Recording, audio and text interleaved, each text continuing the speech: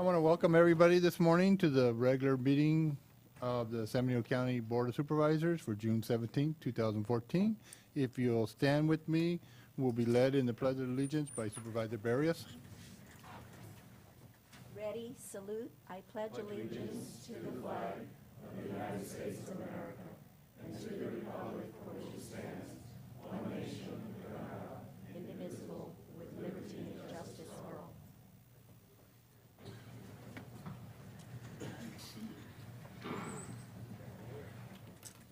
Would entertain a motion for acknowledgement of certificate of posting. So moved. Second. We have a motion and a second. All those in favor? Aye. Passes 5-0. And now, with great honor, I'd like to introduce Bailey Nelson, Miss San Benito County Rodeo 2014, and Miss Tobias, our outgoing queen. Yes. Good morning, everyone. Like Jerry said, I'm Annie Tobias. I'm Miss San Benito Rodeo 2013. And with me today, I have our newly crowned Miss San Benito Rodeo 2014, Bailey Nelson. So we just thought we would come and make sure everyone knows that the rodeo is coming up, and we're all really excited for this event. And we just want to make sure everyone knows what's going on so you can all come out and have a great time. So Bailey will start with that. So on the 26th, we have our downtown parade starting at 6:15, which is sponsored by the Chamber of Commerce. So everybody is welcome to come downtown. It's on our main street. And then on Friday, our show starts with eliminations for some of our classes on Friday morning, just to come out and give more of the contestants an opportunity to compete. And then before the show Friday night at 5 o'clock, we have a wine and cheese tasting in the vendor tent. So come out, have some wine, have some cheese and snacks, and see all the great products that our vendors have to offer. And then the show starts at 7. And then on Saturday, we have at 9:30, we have our halter horse classes, so that's also open to the public. At 11 o'clock, we have our Western Art and Tack show. And then at 1:30, our second performance starts, so everybody is also welcome to that. And then at 5 o'clock, we have our family barbecue in the patio. And the family barbecue is one of my favorite parts of the show, so make sure you come out to that. And then on Sunday, we also have a couple more eliminations in the morning, and then the final day of our show starts at 1:30, and the awards for all the champions come after. So we're all just really excited for the rodeo, and we really hope to see everyone there. Thank you. Thank you. Thank you.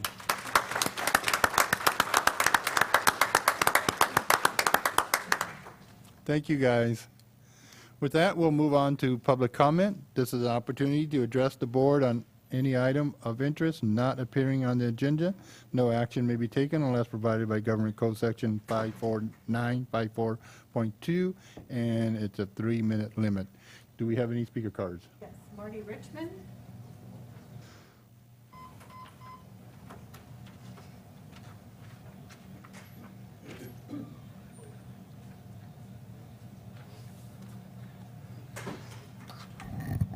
Good morning, Marty Richmond from Hollister.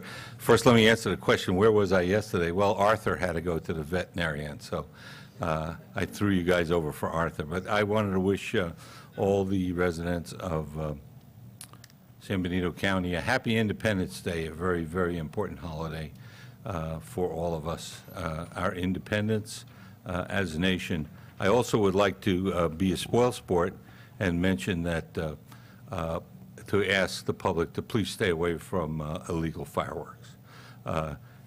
In addition to the fact that we have a very high fire danger that exists currently because of the drought, we also have the issue of the fact that they can be very dangerous, and every year many, many people get seriously injured. We're not talking about minor burns or something. We're talking about serious, serious life-threatening injuries from illegal fireworks, and even the professionals occasionally have accidents with fireworks, and so they can be very, very dangerous. It's not something for amateurs. There will be safe and sane fireworks available, and if you stick with those, you'll get the fun of it, and you'll be safe, and you can go down to the Mays School and watch the display of the big fireworks put on by professionals. Thank you for your time.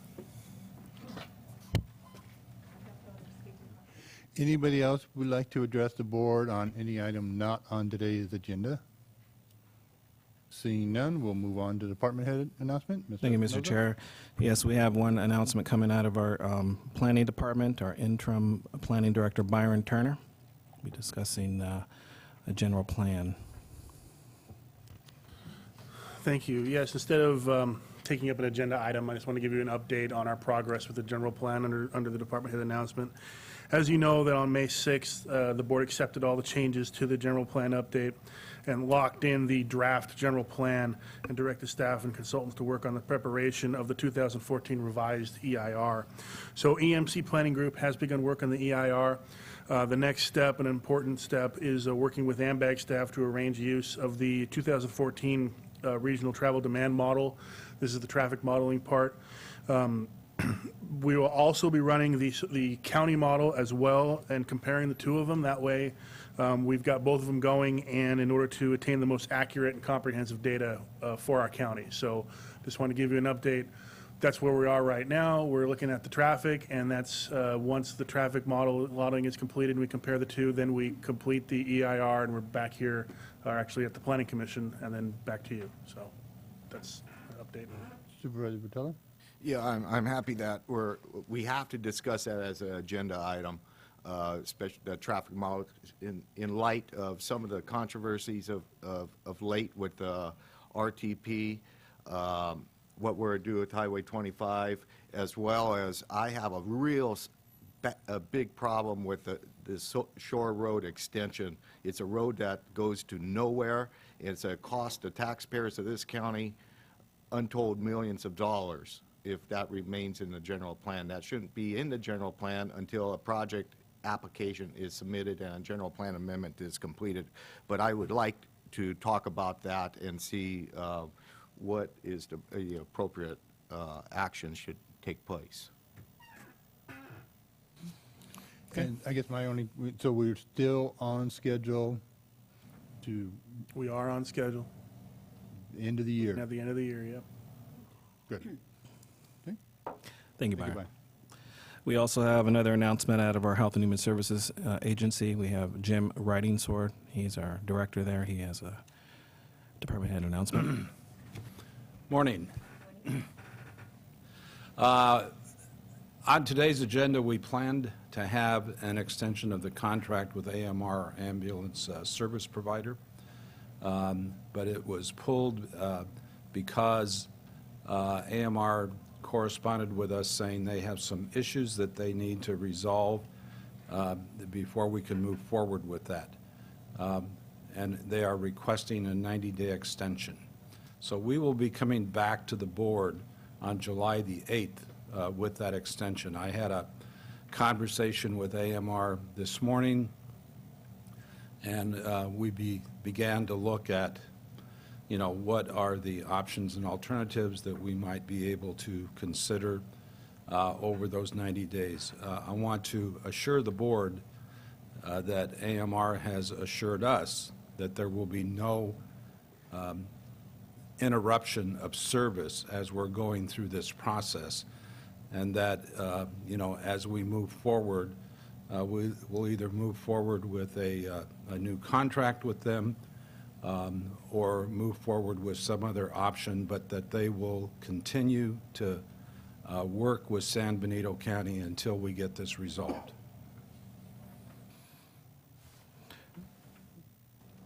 Thank you, Jim. Okay. Thank you, Jim. We also have another announcement out of COG, our Executive Director, Lisa Reinheimer.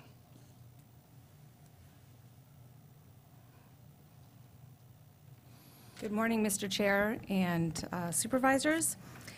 Lisa Reinheimer, Executive Director of COG. I have two announcements today. The first is that the Highway 25 bypass project is now transferred to Caltrans, so Caltrans has ownership of the bypass. So that's good news. That completes a long process with regard to that project. And then the other announcement that I have for you is that I've notified the Council of Governments Board of Directors of my resignation effective August 10th. I have accepted a terrific job opportunity in Monterey, which is conveniently closer to family. I did want to let you know that it has been a great pleasure to work with you, with COG, with your staff over the last 7.5 years, and with this community. I am very proud of the work that I've done over the last 7.5 years. We've accomplished a great deal, Highway 25 bypass, the safety project. I've worked with Director De La Cruz, Supervisor De La Cruz on a number of transit projects. We've served on average 140,000 passenger trips every year on our transit system, so I'm very proud of that work as well. So I wish the community the best of luck in accomplishing its goals over the next many, many years. Thank you.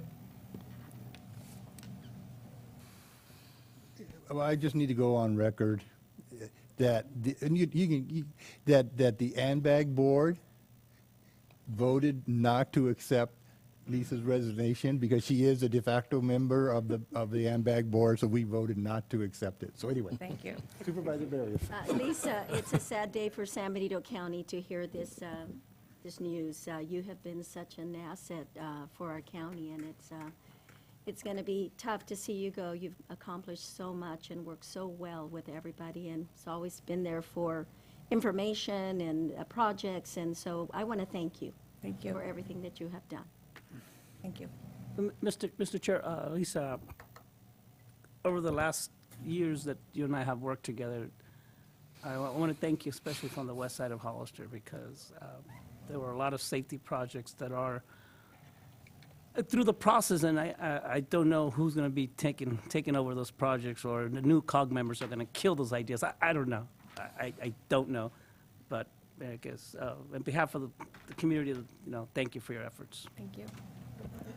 And if I can add, Lisa, that, although I haven't been a member of this board for all that long, it is a tremendous loss for our county that we're losing someone that brings a lot of professionalism to the job. I know times have been a little rocky here at COG, and it's unfortunate that we're going to be heading into, the coming months as we get prepared to do a general plan update, that we're losing someone of great stability in that organization. So thank you, Lisa.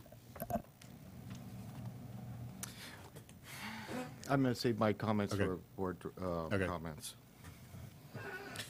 All right. Thank you again, Lisa, for all your work you've done for us.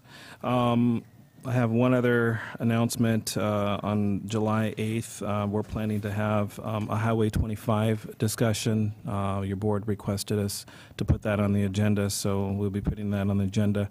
And Lisa Reinhammer and her staff will be assisting us with that presentation. Also, we'll be discussing a Ridgemark. There's been some discussions concerning Ridgemark, so on July 8th, we'll be bringing that to your board. That is all the announcements that I have at this point. Thank you, Mr. Espinoza. We'll move on to board announcement. Supervisor Rivas. Mr. Chair, I do have an announcement and a request. On this past Wednesday, AMBAG, as you know, Mr. Chair, finally adopted resolution certifying the final environmental impact report for the 2035 Metropolitan Transportation Plan Sustainable Community Strategy. This is a plan that has to be updated every 4 years. There's a tremendous amount of work on behalf of AMBAG staff part that goes into doing this plan. And then we found out that the work to begin the next plan starts next year, right, Mr. Chair? If not sooner, yes. Yeah, not sooner. But my request is we did receive a couple letters, one of them from Supervisor De La Cruz and the other one from Mayor Velasquez. The content of the letter, I think, needs to be agendized for a future meeting, because in the letter they request, both letters are identical. The reason this is significant is because recently we had a minor bump in the road with adopting the MTP because a local land use attorney, Mr. Jeff Gillis and Lombardo and Gillis, they weren't pleased with some of the population numbers and some other issues with the plan. And so because of that, a whole bunch of stuff that we violated the Brown Act was brought up. As a result, we got a couple of these letters, which request an amendment, a future amendment to the MTP related to two issues. The first one is remedying the failure to identify Highway 25 widening project, and the other is requiring that the growth forecasts approved by the supervisors and whatnot, that they be recognized. And so I think that the letter fails to state, it says that the amendment, because there's a process to do this amendment, which occurs at COG, but I think that in both of these letters, they suggest that they're going to present these ideas to COG and to the City of Hollister. But I think there's one significant partner that was omitted from this letter, and that's the county, because all of these directly affect our general plan. And so I think that the content of this letter needs to be brought for our full board, for our discussion, to see what direction we want to take. So thanks, Mr. Chair. Yeah, I'll make sure we'll put that on the agenda. Yeah, thank you. Supervisor De La Cruz? Thank you, Mr. Chair, and thank you for the members of my fellow supervisors for the feedback for the information on the AMBAG meeting. Unfortunately, I couldn't attend the AMBAG meeting. As one, I had other commitments, and two, I'm not a member of AMBAG. I did present that letter to AMBAG. It is true. I sent it as an individual, as a member of this community. And if it actually needs to be addressed at the county level, I'm all for it. I think that is the correct way to go and discuss it at that level. I look forward to it being discussed at the board level, and I do appreciate it. Thank you, Mr. Chair. Supervisor Barris? Thank you, Mr. Chair. I want to wish Happy Father's Day to all our dads in the community. Thank you for all you do. You're such an important part of our lives. Secondly, I want to congratulate the City of Hollister for another successful air show. While I wasn't able to attend, my husband and my son did, said it was wonderful and that it was just a very exciting event, so very successful. Last, I would like to thank Public Works, Armand especially, for addressing some of the issues that I have had in my district, and calls from constituents acted on it as quickly as they could, and I want to commend him and his staff for working on that as diligently as they did. Thank you. Thank you, Mr. Chair. Supervisor Barris? Yes, Mr. Chairman, I have a few items. First, I want to report that I volunteered at the Silver Grad Night a couple weeks ago at the high school, and that was just a fantastic experience, and I encourage anyone, whether you have a child or now young adults in high school, that are graduating or just want to do something for the community, to participate in that program. Rick Espino did a fantastic job chairing that. It looked like the kids, it was well attended, it was a fun night, and I certainly hope to do it again in the future. This last week I attended a RCRC meeting up in Grass Valley at Nevada City, and the first afternoon arriving there, took a tour of the county, and it's just a terrific place, very interesting. Toured a computer component manufacturer, high tech, up in a rural county. Very inspiring. This is what we got to strive for in Hollister and San Benito County, to try to bring jobs like that here. And also, they embrace their history and tourism in the fact that they had one up there called the Empire Mine, and a very interesting place to visit. Largest gold mine in California, or the nation, maybe the world. It's closed. It's a state park now. You could spend an entire day there. But getting back to the meat and potatoes of why I went to the meeting is really talk about what we expected out of the the state budget.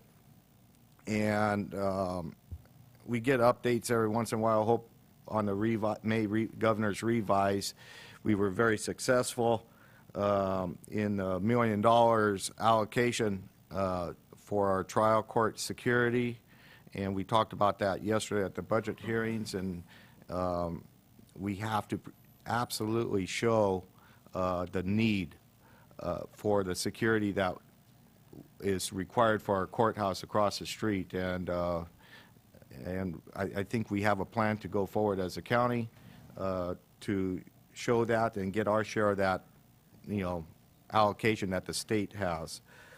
Some of the key issues and changes for RCRC members, counties, the state payment in lieu of taxes program was not funded. The Williamson Act subventions, which Supervisor Barrios talked about, I think, a meeting ago, that she reported on CSAC, that was still up in the air at that time, whether it was the Williamson Act subventions or the fairs would be funded. Well, guess what? Neither one of them got funded. So the fairs weren't funded either. The state did enact a process for awarding cap and trade monies to various programs, including high-speed rail, affordable housing, sustainable communities, and forest projects and transit. There was funding identified allocations for the governor's recently released water action plan, which I'll talk about in a minute. Another significant budget item was the state responsibility area. It's what we know as SRA fees. And we had Director Pinlot, who, I know I've had my run-ins with CAL FIRE, but I actually like the guy, and we get along well. We have mutual friends, and during his presentation afterwards, the question and answers, he was pretty well raked across the coals by rural counties regarding this.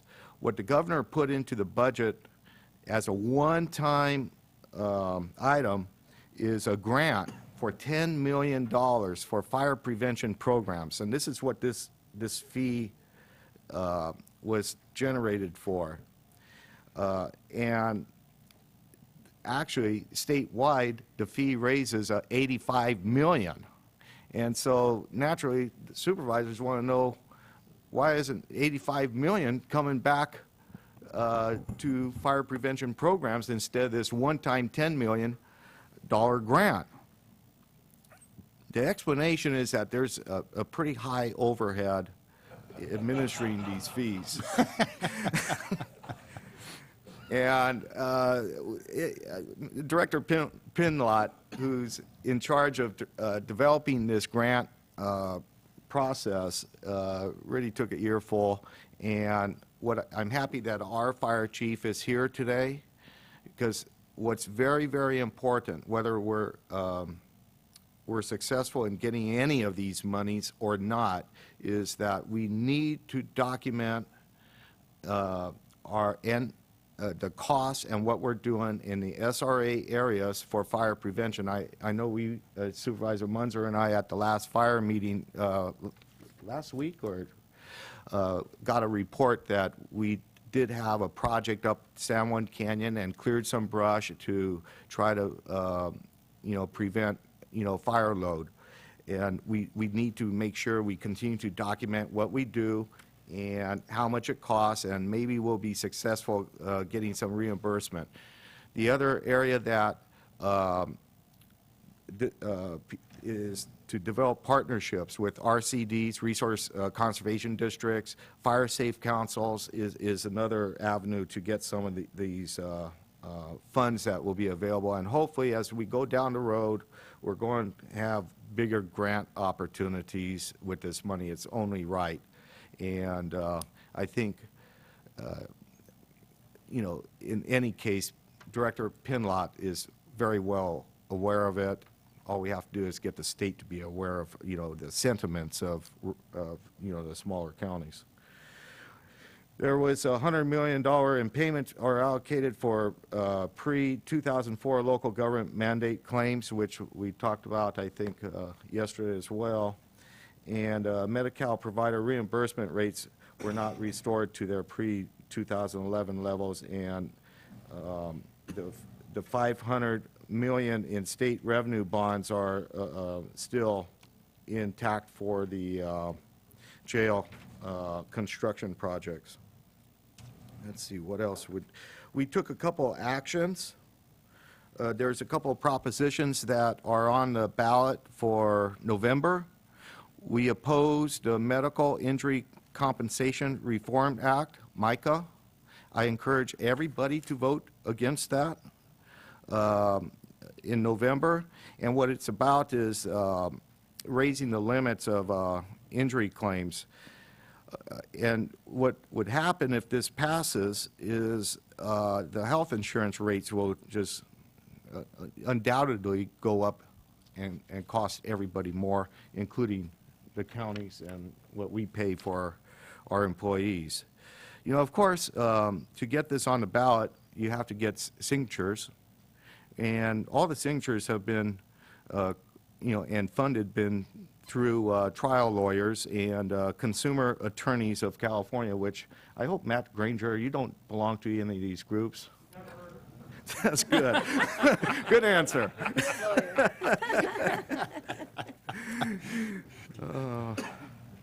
And we did support the Assembly Constitutional Amendment 1XX, which is the proposition for the rainy day fund for the state. We just felt that's prudent budgeting. And I think that's where I'll leave it. I want to also express my sadness and anger that we're losing a real good department head that with Lisa Reinheimer. I've been on COG the entire time I've been on this board, and she came on about 7.5 years ago and has done an outstanding job. Her employee evaluations have been absolutely unblemished. If it's 7.5 years, you'd have 7 of them, I guess, maybe 6. Whatever it is, she has had full satisfaction of all the COG boards that have evaluated her. She has absolutely been instrumental in the Highway 25 bypass project that is out there and that we all, I'm sure, occasionally drive.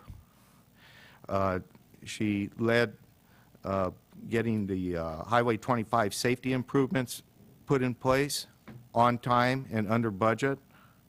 A number of bike lanes have been put in place in this county, as well as what she mentioned, what she was most proud of is the public transit system, which is a challenge in a small rural county to operate. And I think she's done just an outstanding job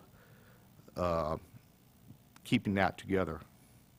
What I'm angry about is the fact that this did not need to happen, at least not right now. The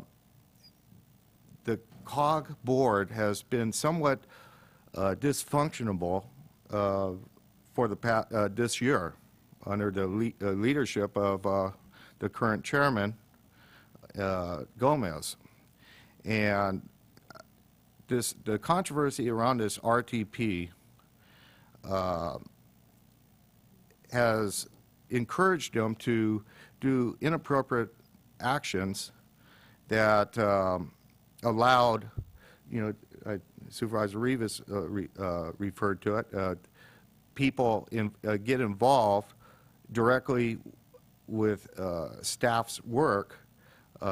Jeff Gillis, Gillis Law Firm, and you could absolutely question the ethics of the process that this RTP went under. And his sidekick, a two-bit transportation firm out of San Jose, Parsons and Associates, that has already cost this county hundreds of thousands of dollars, and allowing those people in on trying to revise the RTP to their benefit at the cost of the taxpayers and the citizens of this county is just incomprehensible. And by this, it jeopardized the entire transportation funding of that this county has. And naturally, someone of Lisa's caliber saw that, and in order to protect her family, which is right, she applied for work elsewhere, not knowing what would happen. If Chairman Gomez, the other members of COG that were involved in this, Jeff Gillis and Parsons, Bob Scales, were successful, we would have lost all our transportation funds. What I am really angry about as well, these individuals threatened, intimidated our staff. It's not right. And this is what is the net effect of it. And I just urge other elected leaders, learn from this and avoid this in the future. It's hard to come up with department heads. It's a challenge. And, you know, we did everything we could. With Supervisor Munzer, Supervisor Rivas, we've done everything we could to try to bring some order back into the process. I think we have, but there's kind of a casualty of war. That's all I have to say about it. Thank you, Supervisor Botello. I just want to comment that, as Supervisor Rivas alluded to, AMBAG did approve the MTP, which is the Metropolitan Transportation Plan, and the Sustainable Community Plan, and that was a little bit of contentious because of the things that Supervisor Botello alluded to. And I want to go on record that AMBAG has been accused of shoving numbers down the throats of San Benito County, shoving projects down the throats of San Benito County, and that is absolutely not the case. AMBAG is there to work with us. They absolutely have never shoved anything down our throats. And in my 3 years of association with them, they've always listened to San Benito County, and they get the projects from the communities, from COG, and then they work with us 100%. With that, we'll move on to consent agenda. I've been asked to remove item number 13. Is there any other items from the board? No. Do we have any speaker cards? Okay.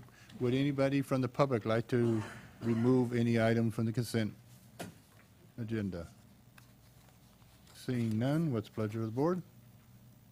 Move to approve the remaining or all but 13 of the consent agenda. We have a motion and a second. All those in favor? Aye. Aye. Those opposed? Passes 5-0. We'll move on to item number 13. Mr. Espinoza? Yeah, this a particular item is from our probation department, and we have Ted here to answer any questions with regard to this particular item. Mr. Chair,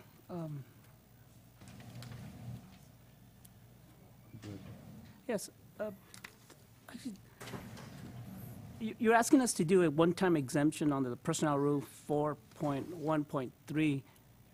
When, I guess my first question to our HR, when somebody submits an application, is there a box or a section that says, do you have any relatives or any individual that you might be in conflict with when you submit an application? Is that box in that job application? Yes, I believe there is. Okay. And so when somebody submits that, isn't that a trigger to ensure that when you're going through the interview process, that box is taken into consideration before it goes to the next phase, almost to the end where it becomes one of the finalists? No, it is not. Actually, we move the qualified candidates or the top candidates, depending on the situation or the recruitment, to the department, because the idea is they'll select the best qualified candidate, but in doing so, that's when this issue came up. That's the time where it's dealt with, when they're making a hiring decision, not a qualifications decision. Because, I mean, if that's the case, then why have this rule in place then? If you're not going to take that into consideration, then let's eliminate that. Let's not give one-time exemptions. Let's just say, let's get rid of that rule and let the hiring committee select the best qualified person at the time. And not worry about these conflicts, this 4.1.3 rule. Well, something along that order might be best proposed as a part of the overhaul of the personnel rules, which is sorely needed. However, you still want to have some protections. You would not want to have a relative supervising another relative. In this case, it's a matter of two relatives reporting to the same supervisor, which is a very different rule. I haven't seen that rule too many times. This may be the first time I've come upon such a rule in a nepotism clause. Generally, you're concerned about, is a person reporting to a relative? Yeah, because I really don't like to give exemptions, rules, exemptions to those rules, because then why have the rules if we're going to continue to have exemptions? On this particular one, I would probably tend to agree that this rule needs to be changed. I wouldn't recommend eliminating all nepotism rules whatsoever. On the other hand, and it's also very difficult in a small jurisdiction, in a small community, where the applicant pool is limited for some of these jobs. We don't attract nationwide or statewide, even regional candidates to some of the rank and file jobs. They tend to be local people. And anytime you have a small community, a small organization, and I say small in terms of county, on the other hand, it's a very large employer in San Benito County, if not possibly the largest employer in San Benito County. So it does make it difficult. The reason this is here is the chief brought this to my attention, and we obviously don't waive rules at the staff level, and this kind of heightens the need to have the rules relooked at and modernized and look at best practices. Yeah.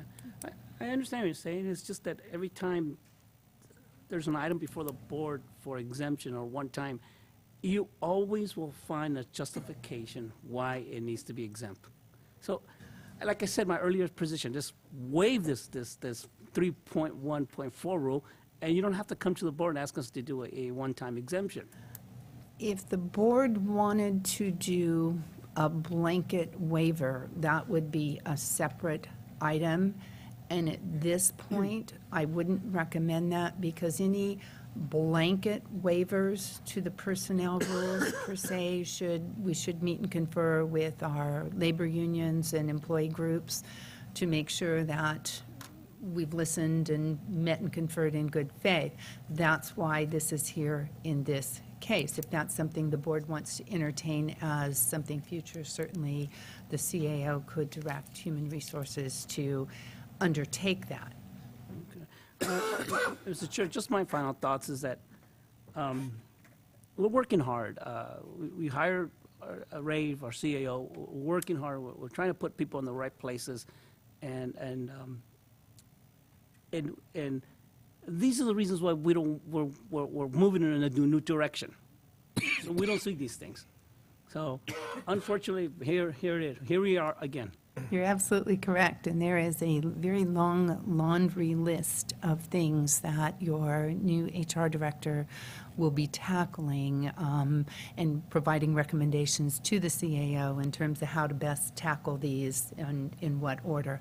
The personnel rules clearly sit towards the top. It's a large project, but it certainly has to be tackled, and there's a number of ways to do that. But for the meantime, in order to move the chief's operation forward, that's why we're here. Wow, okay. Thank you, Mr. Chair. Thank you. Supervisor Barris? Yeah, thank you, Mr. Chair. Because this is a rule that unfortunately we do have on the books, I will support moving forward with it, but it is, we spoke about this during the budget hearings, that there are some old policies that just need to go away, or we need to work on them. So I know that that's one of your priorities. Our CAO is county council, and so for now, we'll just have to do a one-time. So thank you, Mr. Chair. Okay. Anybody from the public like to address this item?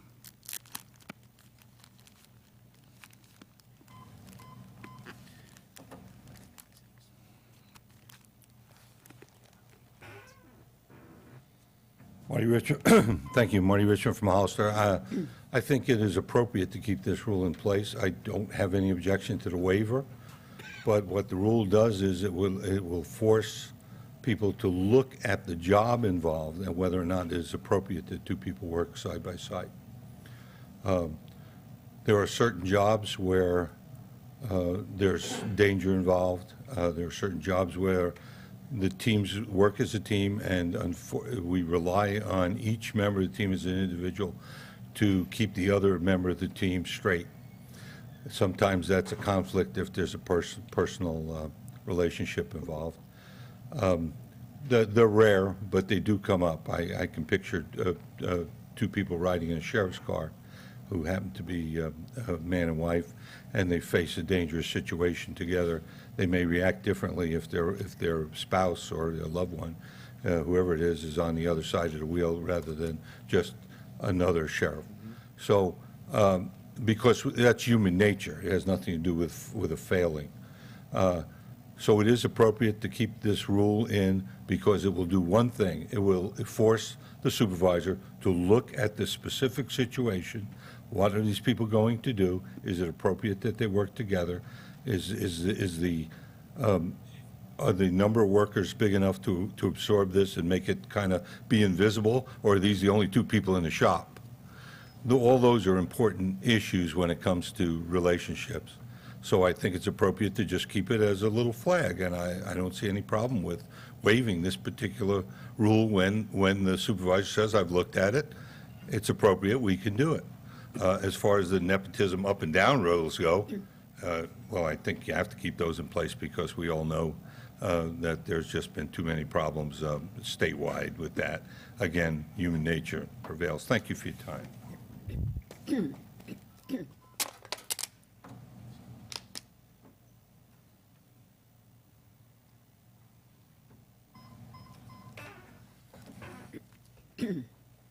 Marvin Jones, Hollister, just one quick question.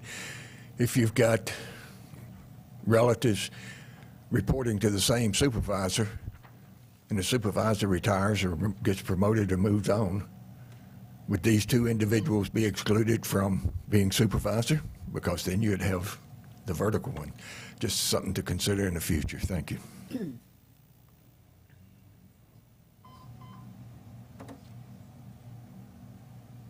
Anyone else from the public like to address the board on this item?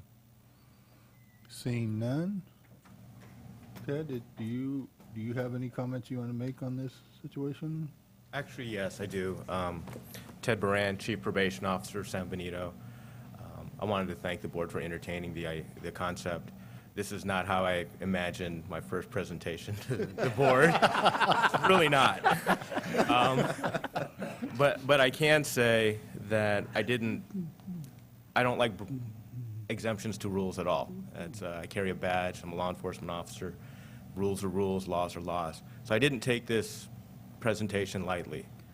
Had I not had faith in the staff that I have, I've worked with every three-letter agency federally at the state level, and the staff that I have here impressed me, and the staff that are being impacted by this rule impressed me even more. So I thank you for your time.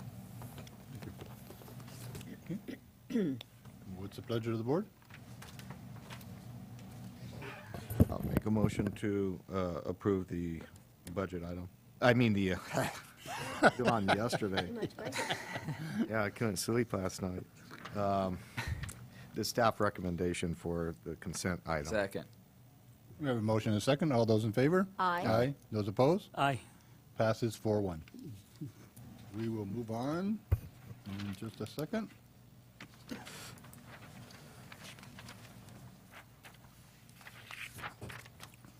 Actually, we will adjourn as the Board of Supervisors and reconvene as IHSS Public Authority.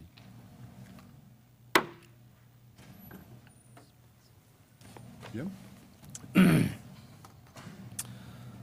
Previously, the board adopted on the consent calendar item number 8, which is to approve a memorandum of understanding between Health and Human Services and the Public Authority for conducting in-home supportive services and for the administration of public assistance programs pursuant to Welfare and Institution Code Section 12250, hereinafter in-home supportive services, for the period of July 1, 2014 through June 30, 2016, in the amount of $46,460. As the public authority, the public authority needs to consider adopting the same memorandum of understanding today. Are there any questions from members of the board? Any questions from any member of the public on this item? Seeing none, bring it back to the board. Mr. Chair, I make a motion that we approve MOU between HHSA and PA for the term of July 1st, 14 to June 30th, 16. Authorize director to sign said MOU and authorize chair to sign said MOU. Second? We have a motion and a second. All those in favor? Aye. Aye. Those opposed? Passes 5-0. Thank you.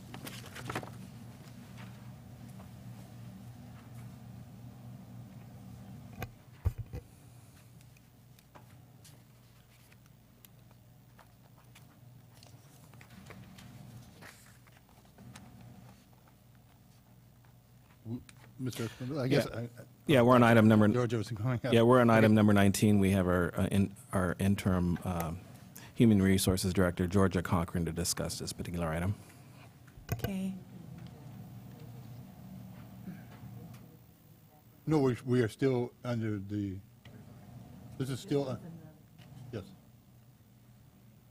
Good morning, Supervisors. The item before you represents a culmination of about 6-8 months of bargaining with the SEIU Long-Term Healthcare Workers Unit. These providers were receiving health insurance, medical insurance through the public authority, the SEIU Trust Fund, and as of December 13, or as of January 1st of this year, that plan was no longer compliant with the Affordable Health Care Act. As a result, we had been paying 60 cents per provider hour into this fund with respect to cover vision, dental, and medical insurance for these providers. The vision and dental will remain with that 20 cents, but the groups were bargaining with respect to what to do about that, the rest of that money.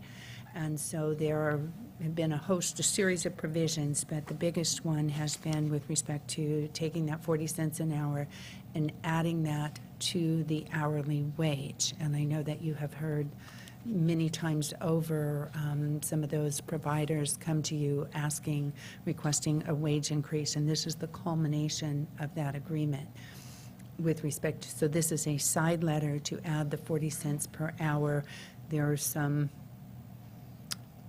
hurdles to jump through to get the state, because the state produces the payroll. So as soon as the state can administratively process that, then these providers will get that additional 40 cents per hour. And just as an FYI, the current MOU expires at the end of this year. So issues related to that will be discussed with you later. Is there any questions from the board? Any questions from the members of the public? Seeing none, bring it back to the board. I will Chair. make a motion, Mr. Chair, to adopt resolution number 2014-56, approving the site agreement amending the MOU between the Public Authority and SEIU ULTCW Local 6434. Second the motion, Mr. Chair. Okay, you have a motion and a second. All those in favor? Aye. Aye. Those opposed? Passes 5-0. We will now adjourn as the IHSS Public Authority and reconvene as the San Benito County Board of Supervisors and move on to the first of our public hearing. Mr. Thank Espinoza. you, Mr. Chair. Yes, we have three public hearings this morning. The first one will be by our Agricultural Ag Commissioner, Ron Ross, and the public hearing is to hear objections, protest, or requested changes or correction to the written report regarding the mosquito and disease control assessment rate to be imposed, as well as to adopt the resolution. So again, we have Ron Ross here. He's our Ag Commissioner.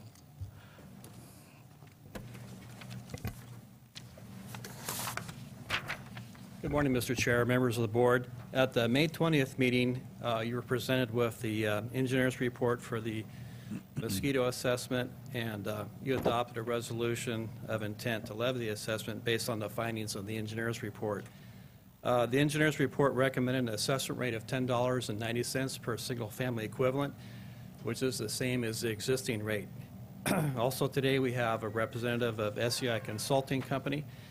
SEI was the engineering firm that prepared the engineer's report, in case you have some questions about the report. What we need to do is a public hearing is required to hear public comment regarding the assessment that's going to be imposed.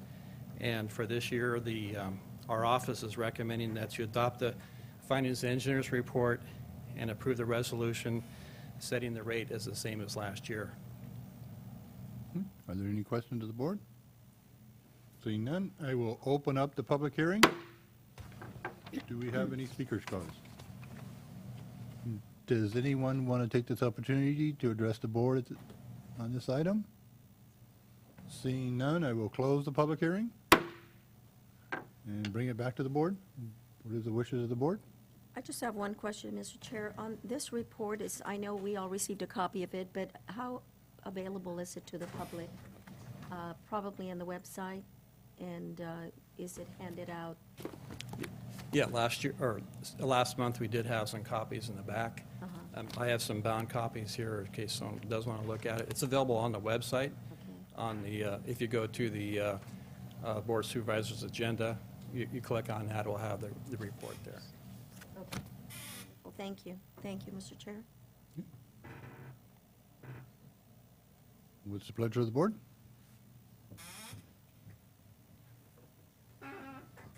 I'll make a motion to approve Resolution 2014-57. We have a motion and a second. All those in favor? Aye. Those opposed? Passes 5-0. Thank you, Ron. Thank you. We'll move on to our second public hearing. for Thank you, the Mr. Assessor's Chair. Office. Mr. Espinoza? Yeah, thank you, Mr. Chair. We're on item number 21 this morning, and this will be coming out of the office of our assessor. And we have Tom Slavich, our director there, to consider the public hearing on Land Conservation Act application requests for divisions of 10 assessor parcel numbers in Book 24, pages 12 and 13, and Book 29, page 8 and 10, consisting of 4,660 acres under LCA Contract 10-007. Tom? Good morning, Mr. Chair, members of the board. This is a Williamson Act division request. Sands is the owner. The preserve is a cattle ranch located down in South County, 45 miles southeast of Hollister on Airline Highway. The request is to divide the ranch, 4,660 acres, into two preserves of 4,495 acres and 165 acres. There's two existing homes located on the larger preserve, 4,495 acres, and one home existing on the proposed 165-acre preserve.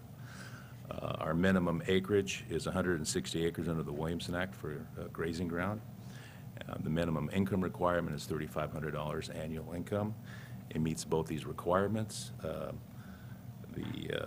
two preserves also meet the income and acreage requirements of the County Ordinance 1901-021B2 and D1. Your Agricultural Preserve Advisory Committee recommended approval of this division request. If you wish to make a motion to approve, there is a motion to approve written on page 378 of your packet. And any questions? Any questions of the board? Seeing none, I will open up the public hearing. Do we have any speaker cards?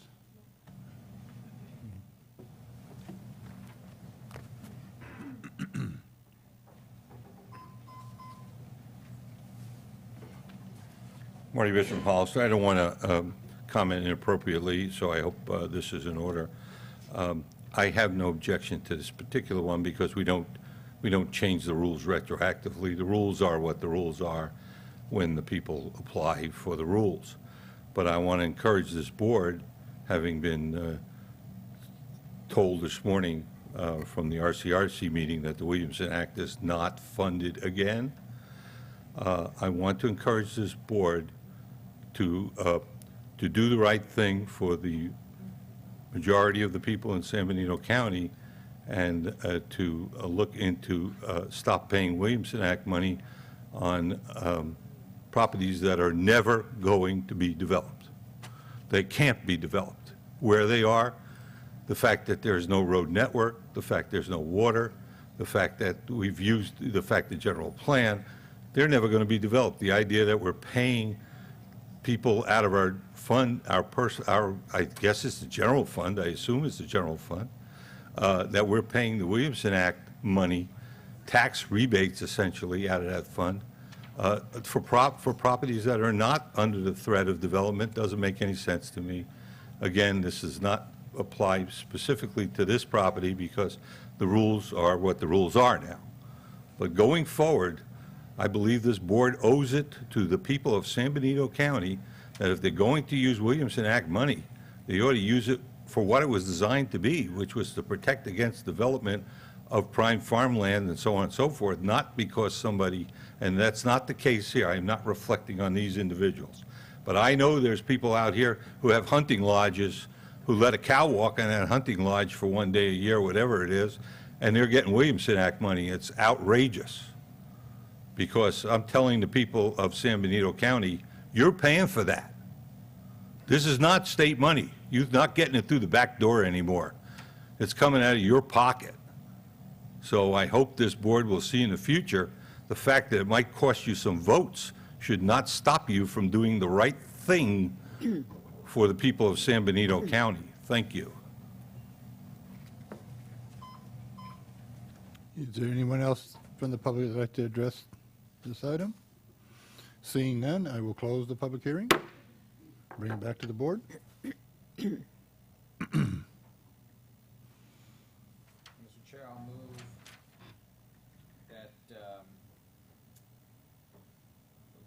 that we move staff's recommendation that we accept the application request for the division that is specified in this agenda item.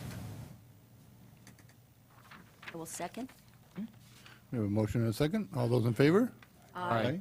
Those opposed? Passes 5-0. Thank you. Thank you.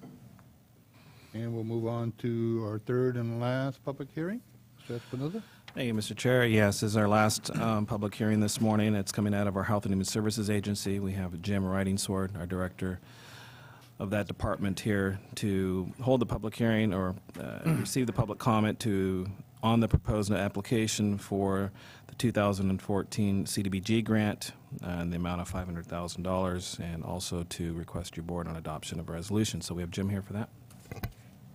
Good morning.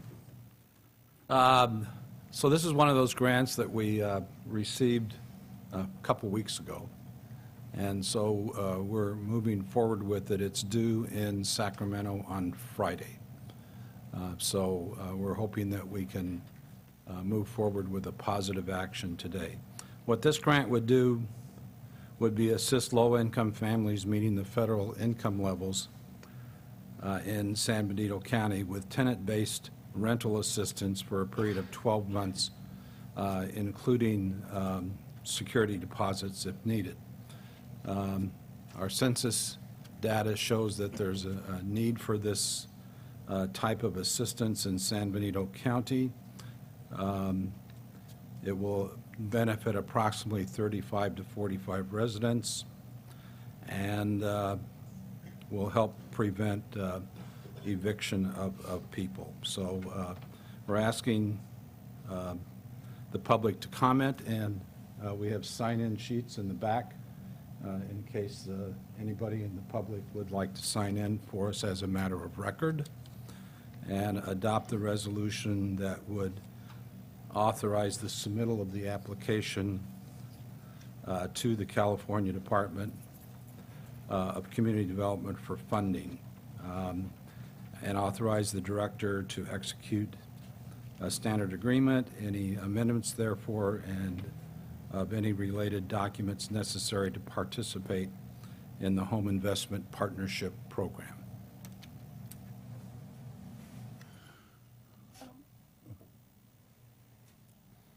Okay, are there any questions of the board? Mr. De La Cruz? Yes, thank you, Mr. Chair. James, Mr. Is there a waiting list or first come, first serve type of accounting procedure? I'm going to ask Enrique to come up and answer that question for you, but basically we have policies and procedures in place to take applications and to approve people based upon the criteria that is outlined in the grant. Enrique, before you answer that question, let me ask another question. I was reading the thing the item last night, and nowhere in here did it say, or maybe I missed it, that if you live in San Bernardino County for so much time, you get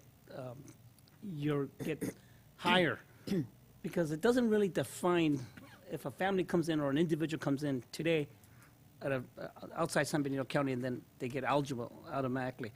Is there a residence-ish test in this application? Our policy does address it. However, I don't remember if it's 12 months or 6 months. They do have to prove residency, and they have to submit some type of statement, something showing residency in this county. So I could follow up with that, but there is that is addressed in our policy. Because I was just thinking crazy thoughts right now. I mean, let me ask you a very simple scenario. You have members of our community right now who are living in the labor camp, the migrant labor camp, and somewhere in November 1st or November 31st, that camp is going to close. Do they qualify for these rental assistance after the date they close? If the policy states after the conclusion of 6 months that they would be eligible residing in this county, yes, they would be eligible. Okay. Yeah, I was just thinking last night, because I know there's a lot of families that are longtime San Bernardino County residents that I would like, prefer treatment to them members, but I know you can't do that. I know that, and so. Yeah, yes, and that's exactly our intention, yeah. Now, to answer your question, as of last week, we had a waiting list of 315 individuals, and this is without really promoting any type of rental assistance program. This is based on very minimal funding that we've received in previous years, $20,000, $30,000, that goes by really quick. So the community is aware that from time to time we do have these funds made available. I also wanted to make a quick corrections under the consent item. We're applying for a different proposal under the home program, another $500,000 for rental subsidies. For that one, just to make a quick correction, provides rental subsidies up to 12 months. Now, for CDBG, the drought NOFA, they require public hearing, and that's limited for 3 months. So that is the difference. I just wanted to make that correction as well. I want to make two comments. So this is a new grant application other than the one we approved a month or two ago. This is an addition to the. Yes, this is an addition. Great. And the other comment I want to make is when I had my United Way hat on, I was talking with former Mayor Emerson, who's in the audience, and I asked him, what are some of the needs that he sees for the homeless? And this was one need that he said that was going unmet in our community, and we both agreed it was something that United Way was not capable of meeting. So I'm very pleased that this is before us today. Well, as the board knows, the issue of housing in San Benito County and in many communities in California is always a need and a complex need. And anything that we can do to try to alleviate that in the community, we recommend that the board take action on that. With that, I will open up the public hearing. Is there anybody that wants to address the board on this item?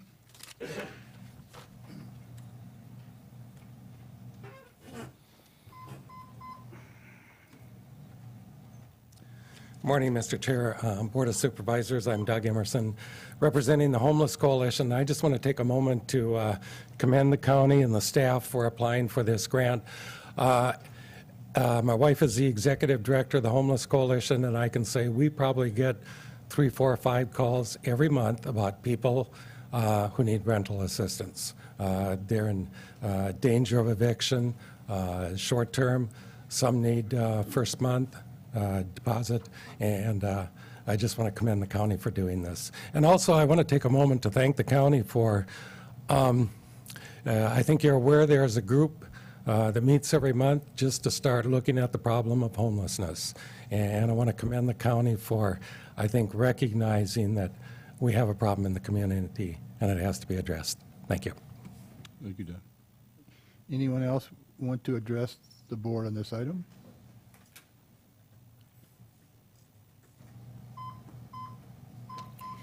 Yes, I'm new at this, so excuse me, my mannerisms are not quite intact yet. However, I'd like to read an article that was done in behalf of the homeless people. Some believe there are around 2,000 in our county, which was done by the Homeless Coalition themselves.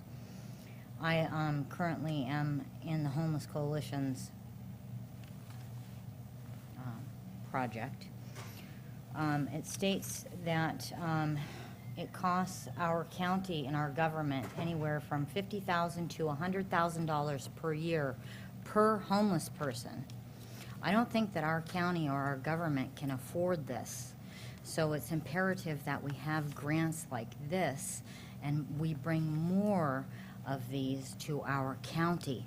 Our mayor says here he will not bus out our homeless. Our mayor is heartfelt to our homeless. I myself have been homeless way too many times. I can speak in behalf of the homeless because I have been homeless far too many times in my life.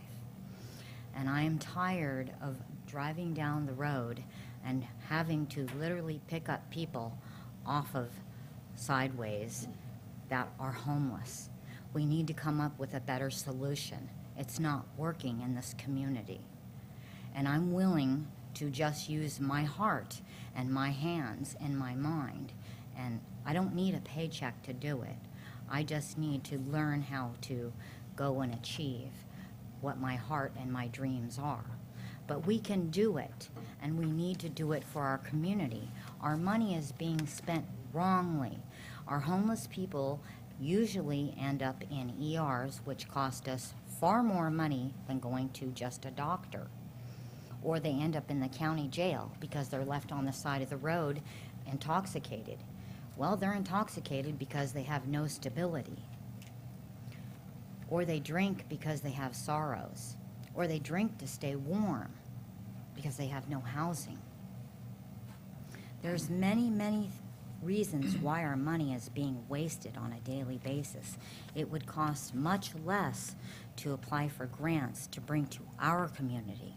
It bothers me greatly to just drive by and turn my cheek. I can't do it. I can't sleep at night knowing this. It troubles me greatly.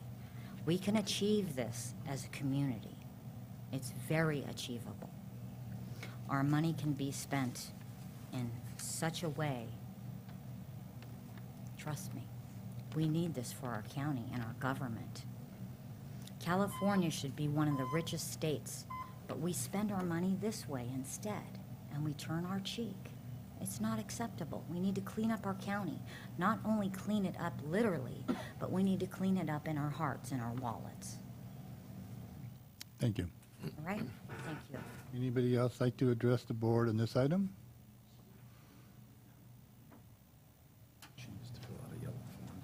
Okay, seeing none, I will close the public hearing and bring it back to the board. Mr. Chair, I'm a little confused, but I think it's a good idea. I want to make sure that what I'm voting for is what it is. This grant it's for the members of our community who are homeless, right? I mean, I heard from Doug Emerson that this is their grant they're applying for, and I heard a member of the community just say that this money was for that group. Is that correct? This money is for homeless individuals and for families who meet the federal income levels. And as Enrique says, we have 315 people on the waiting list. We know we have people who are homeless in the community. And this particular grant, if we're able to get it, which I think we have a really good chance for, will just add to the pot of funding that we have available to begin to deal with these issues. Okay, all right, thank you.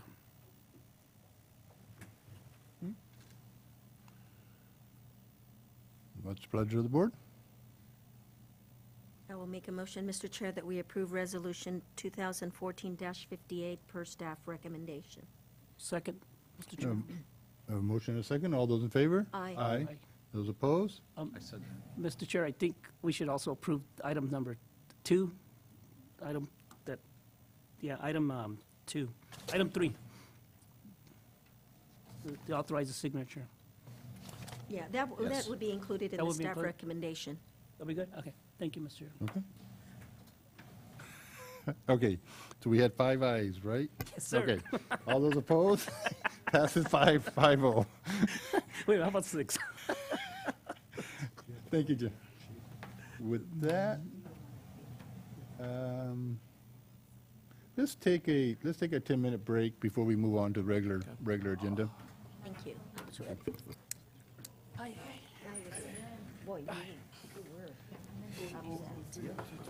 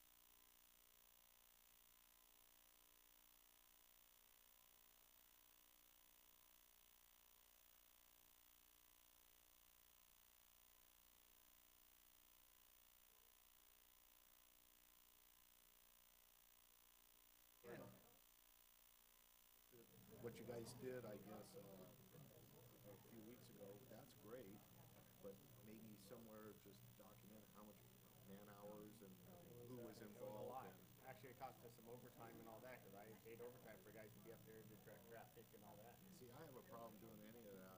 I wouldn't do it myself. Well, we didn't have a choice. We needed to get it done. We wanted to reduce that vegetation up there as much as possible.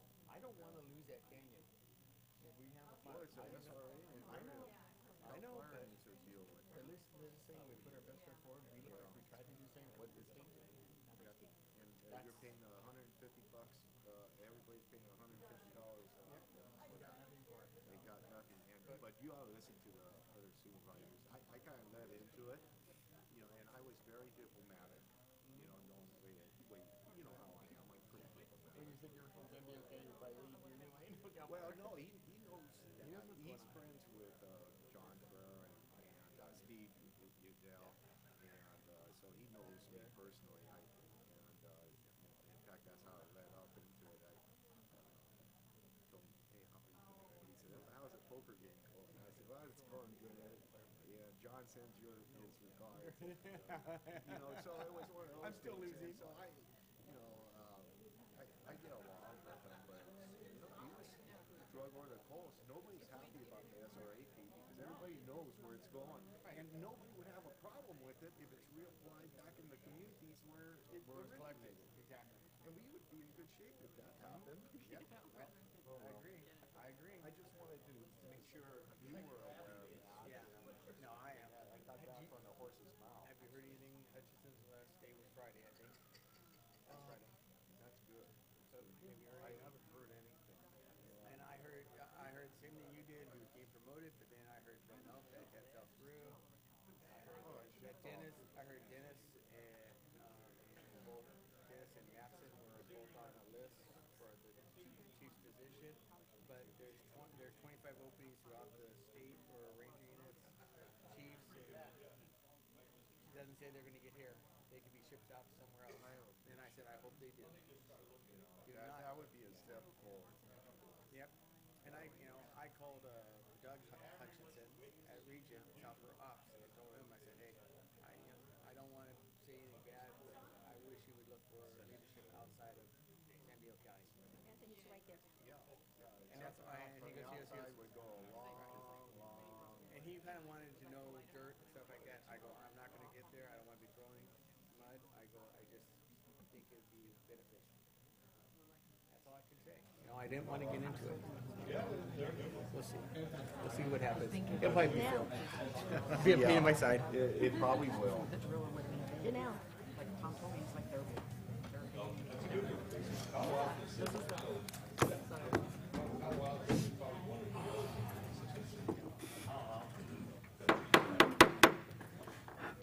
If we can reconvene, got the mics on. Mr. Espinoza, we're ready to move on to regular agenda items. Thank you, Mr. Chair. Yes, we're on item number 23 this morning, and this particular item will be coming out of the Integrated Waste Division or Department, and this will be presented to us by Mandy Rose, the director there. The reason why this particular item's on the agenda is we did receive a letter, I think I mentioned this yesterday during our budget hearing, that we received a letter from Waste Connections notifying their commencement of the new operating agreement with the county, that the county did get into the agreement back in December of 21st of 2010. And what I'm doing is I'm actually requesting Mandy to kind of give us a history of what occurred then, as well as where we're at today. As I mentioned yesterday, there was some discussions, or there was a discussion concerning the transfer of funds from integrated waste into the general fund or into reserves, restricted reserves. So what I wanted to do is just have her discuss a little bit of what transpired over the years, just to kind of refresh everyone's memory, and as well as what's happening today and what's happening in the near future. I know she discussed a little bit about the road work being done as well.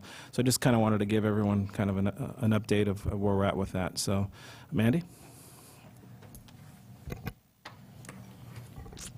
Good morning, Mr. Chair, members of the board. I'd like to start off by introducing you to Ruben Scuffy. He is the new site manager, has been out there about 10 months at John Smith Road Landfill. Ruben's here also to answer any questions you may have after we get through with the presentation. So as CEO Espinoza indicated, he's asked me just to give a review. 3 of you were actually party to the agreement in December of 2010. A couple of the others of you were obviously part of the First Amendment to the agreement, which is where the county agreed to waive the 400-ton requirement if Waste Connections paid us as if we met that requirement in order for them to attract the waste that they were looking for to actually begin this new agreement.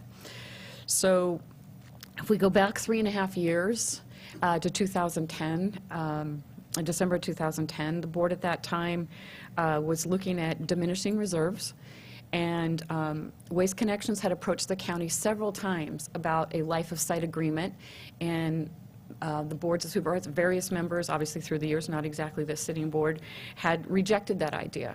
But in approximately probably fall, September time of 2010, when the idea was brought up again, the board began to consider it, and the idea was if we gave Waste Connection a life of site, meaning they could operate the landfill exclusively till the end, till the site was completely filled. We also gave them exclusive rights to build the new landfill on the adjacent property. They would in turn reimburse the county for the closure and post-closure funds. At that time, it was $4.2 million. Today, I believe it's closer to $4.9 million. They would take over a substantial portion of our operating costs, and they would reimburse us for the expansion of the landfill, increasing the daily tonnage from 500 tons to 1,000 tons. So again, that agreement was approved by the Board of Supervisors in December of 2010. I don't think anyone anticipated, this board nor Waste Connections, that it would take 3.5 years for them to be able to attract the waste. They were waiting, since we had that 400-ton minimum requirement.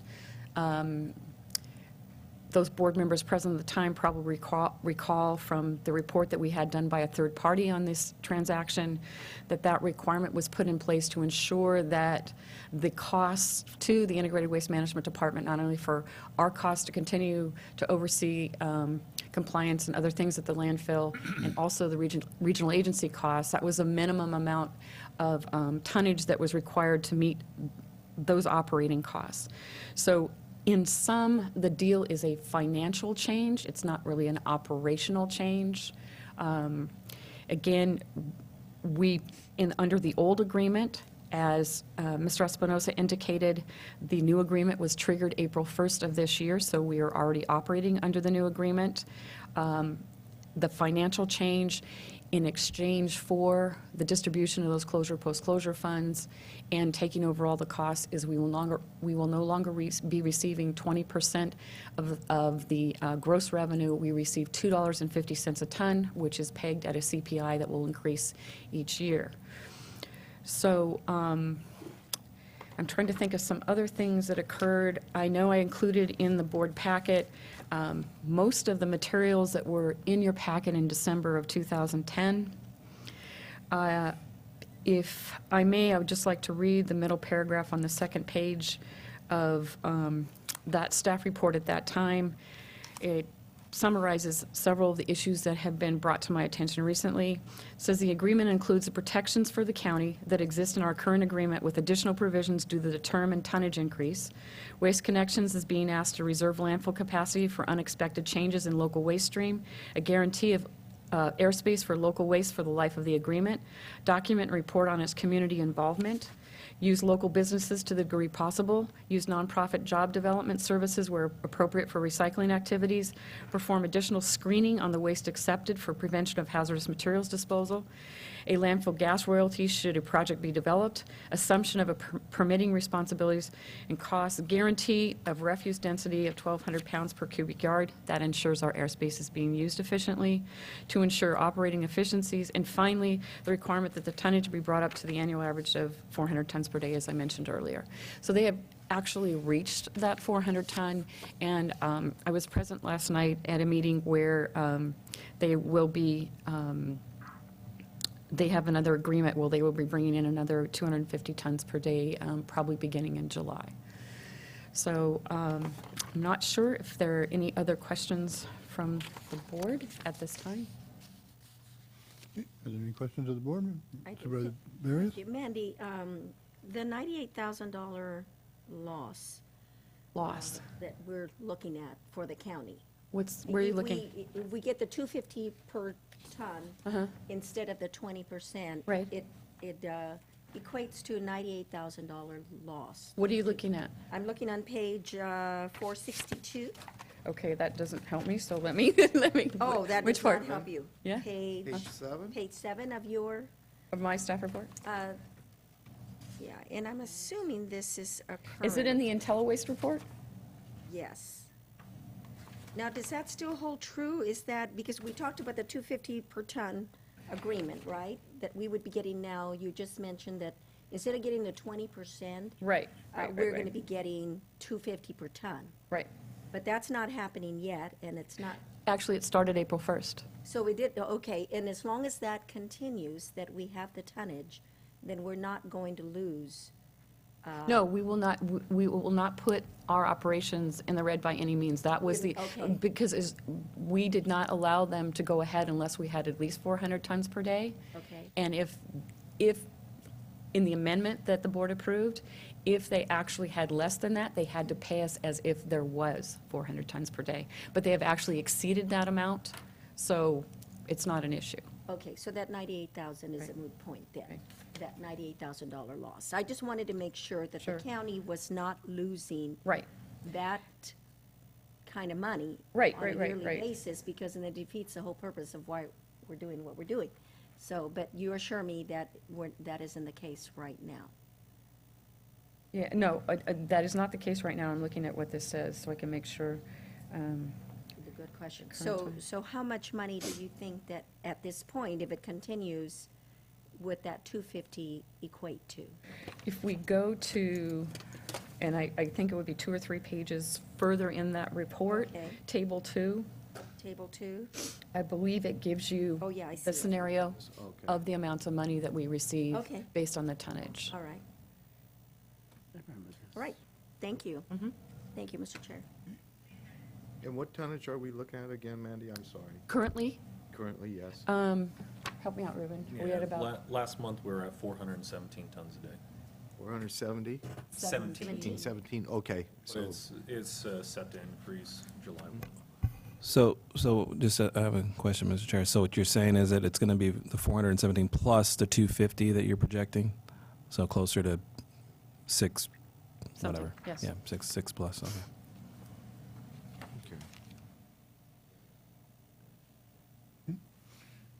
Any other questions of the board members? Just go to the public. With that, do we have any speaker cards? No. Anybody would like to address the board on this item?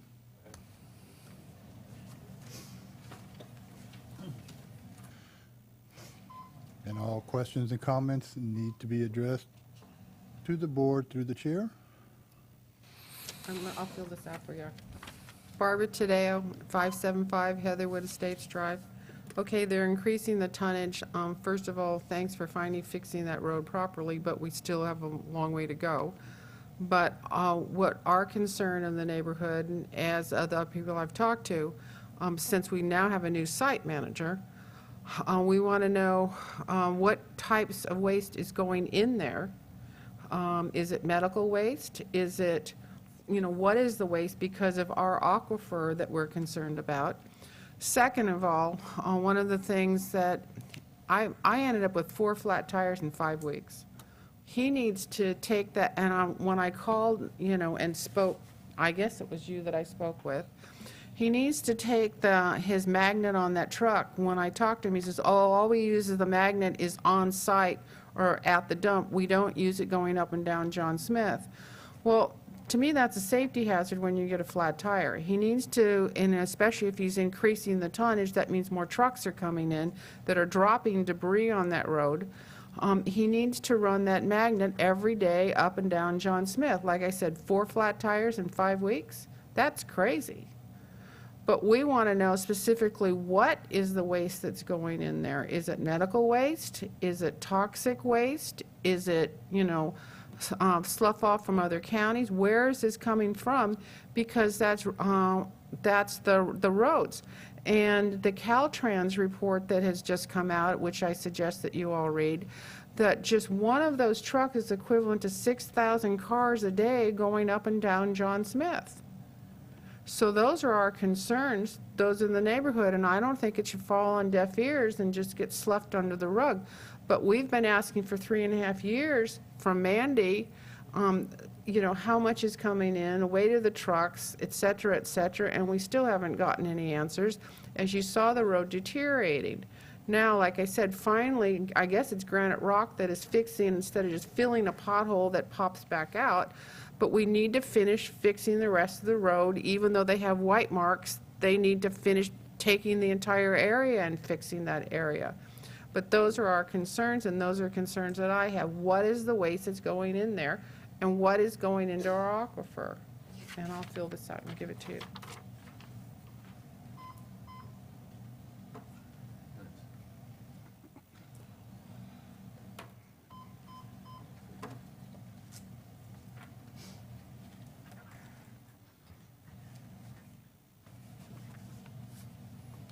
Thank you. Marty Richmond from Hollister. I have to say I'm disappointed because I know we can do better on these briefings. This is the only business operation in the entire county, according to the CAFR. It's the only one we own is the landfill. And here we come again with another briefing that is super abbreviated. Oh, if you want to know what it's all about, just read the report, and then come up here and we get 2 minutes worth of thing. There was no coverage about how many years are left on the site, how much is generated within the county and how much without. That's important. Maybe we're generating half, maybe we're generating 3. I have no idea. Maybe it's all somewhere. I don't understand. And, I think people who live there are upset. I don't live there. It doesn't affect me in that way. But I think that this board has an obligation to inform the public completely and thoroughly, and I'm not willing to accept the answers that I often get on that, which are, oh, it's all in the report somewhere. Well, everything is in a report somewhere. We have the experts. Ms. Rose is the expert. We have the landfill guy. There is no reason that the people who live there can't get a comprehensive report so they understand exactly what's going on.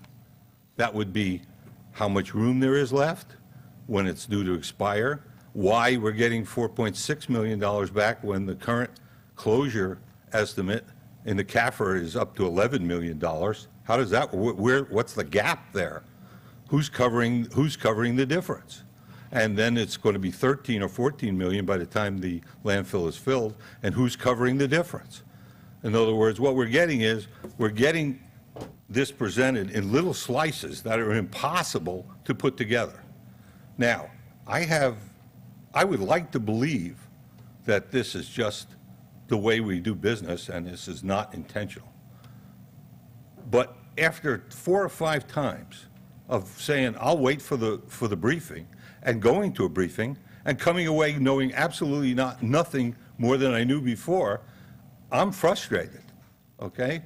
Now, if this is the only business we're in, because the only way you've been able to generate any revenue is to bring in outside trash, then we ought to at least know how we're doing it, okay? And we at least ought to know why that money is going into the general fund and not back to the ratepayers who may have paid it in the first place. If you paid it from the general fund in the first place, you deserve to get it back in the general fund. But are you doing exactly what CAL FIRE is doing? Are you saying, oh, give me the money for this, and oh, when we get it, we put it here, we put it here, and we put it everywhere. It's the exact same deal, okay? I would like to get a full briefing, and I think the public, and I will wrap up, I think the public deserves it, especially the people who live in that area. Thank you for your time.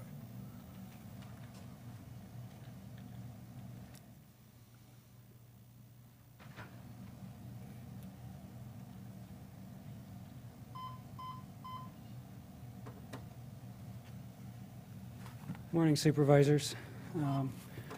Marty, those comments were awesome. I don't even know where to begin. I'd like to know what's going on as well. Through discussions and dialogues that I've had with neighbors, I've heard that this 250 tons of garbage that we're getting in July, which is, I'll reference as garbage because it has no redeeming value. They're going to pay $25 a ton for this, where if I drove my own personal dump truck up there and dumped a ton of garbage, I'd have to pay $61 a ton. And it calculates out to $67 per ton for them to pick up my gray can at home. And I'm left struggling, wondering, is my ton of garbage taking up more room than their ton of garbage? And I create less damage to the roadways and the atmosphere, and less impact to my neighbors and the people who I share this county with. And then I struggle with this. On one hand, we've approved an RRP alongside John Smith Landfill because it was determined to be the best location for it. But now we're selling that land up quickly by encouraging other places to bring their trash here. So sooner than we thought, sooner than what we were told, that land, this RRP is going to be obsolete. And I'm left wondering, why are they telling us what we're going to do with our property? Why is this landfill making the rules for us? It certainly seems like the tail's wagging the dog here. Thank you, guys. I will. Is there anybody else that'd like to address the board on this item? Seeing none, I'll bring it back to the board.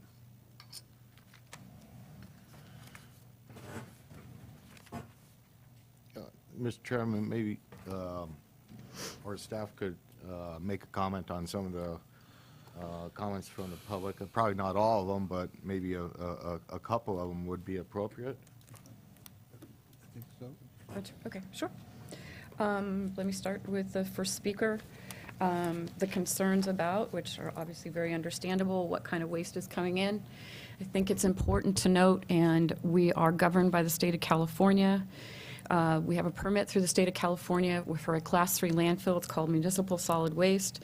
What can be brought to that landfill is defined in state law. I'd be happy to get copies of anyone of this packet. It has the Public Resource Code definition, which is in the landfill contract. I will read it so everyone can hear. I will also reference the sections of the new contract that reference acceptable waste so that, excuse me, we all understand what those requirements are.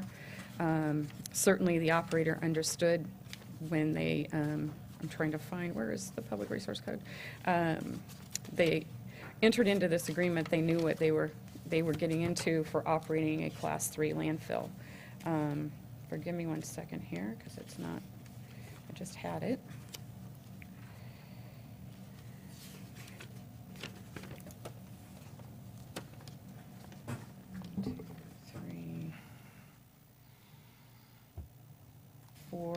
And while I'm looking for this, references to medical waste. Medical waste is not accepted in a municipal solid waste landfill.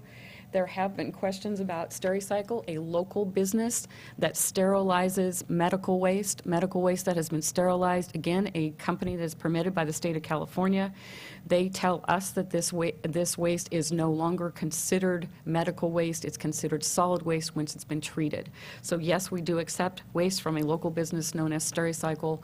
So people may, and we've had presentations here at the board trying to educate people about that particular business. We do have handouts at the landfill for anyone who's interested in that business, who they're regulated by, who they can contact if they have concerns or questions. But, excuse me, untreated medical waste is not allowed in a what is known as a Class 3 or municipal solid waste landfill. I swear to goodness, guys, how come I can't find the Public Resource Code? Oh, here it is. I apologize for the delay. Public Resource Code section 40191. Solid waste means all putrescible, that just means wet waste, non-putrescible, solid, semi-solid, and waste, including garbage, trash, refuse, paper, rubbish, ashes, industrial waste, demolition and construction waste, abandoned vehicles, parts thereof, discarded home and industrial appliances, dewatered, treated, or chemically fixed sewage sludge, which is not hazardous waste, manure, vegetable or animal solid and semi-solid waste, and other discarded and semi-solid waste. Solid waste does not include any of the following: hazardous waste, radioactive waste, medical waste, as defined by the Medical Waste Act. I would then, again, for reference of members of the audience and those listening to this presentation, in the contract, page 1 of 21, there is a definition of acceptable waste, which refers to that Public Resource Code section I just read you. There is also another definition on page 4 of 21 of the contract that says waste means solid waste as defined, again, by Public Resource Code. So they are governed by state law. We are governed by state law at this facility. The waste that we are referencing, that may be coming in as of July 1, is the exact same waste that we pick up from our curbside. It's curbside and commercial waste from adjoining communities. So we also have provisions in the contract that talk about screening, and there must be a hazardous waste screening protocol. We have to have one here for our collection. At the landfill site, we are required to have screening. Help me out, Ruben. How many loads a day do you have to check? Well, it's random, so it's on each and every day.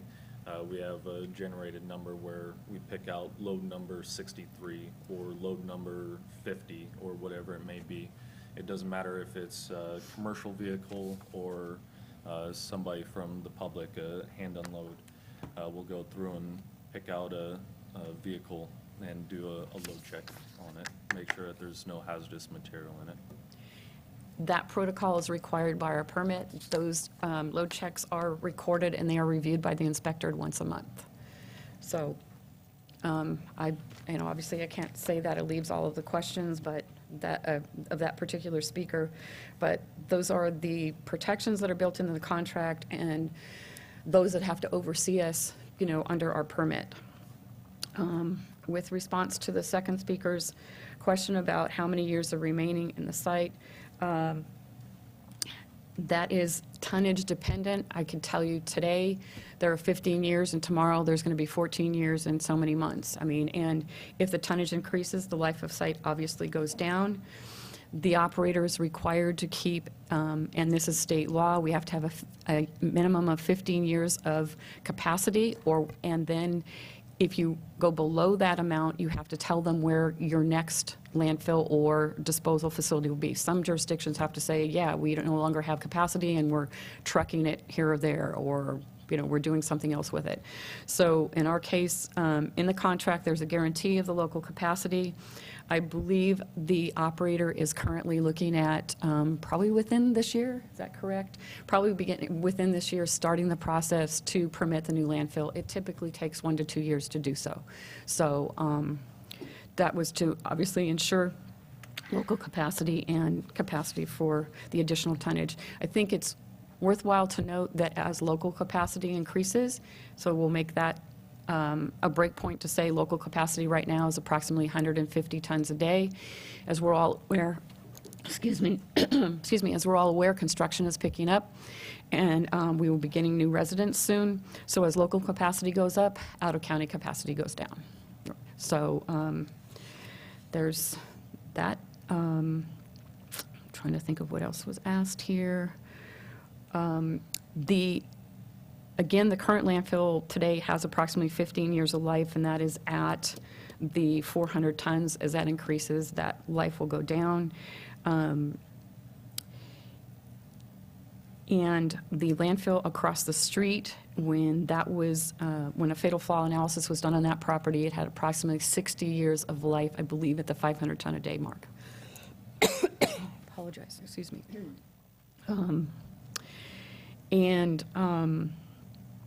With reference to the third speaker, I'm sorry, I don't quite understand the RRP being obsolete. The reason for permitting the Resource Recovery Park was to encourage businesses that take recyclable materials, landfill gas, make energy, And that is still very much the intention, at least the way I understand it today. Board members tell me if I'm wrong, that we will continue to do so. And 30 of those 100 acres have been set aside for that purpose. And I don't think any of what we're talking about here changes that. You need water. Thank you. Sorry about that.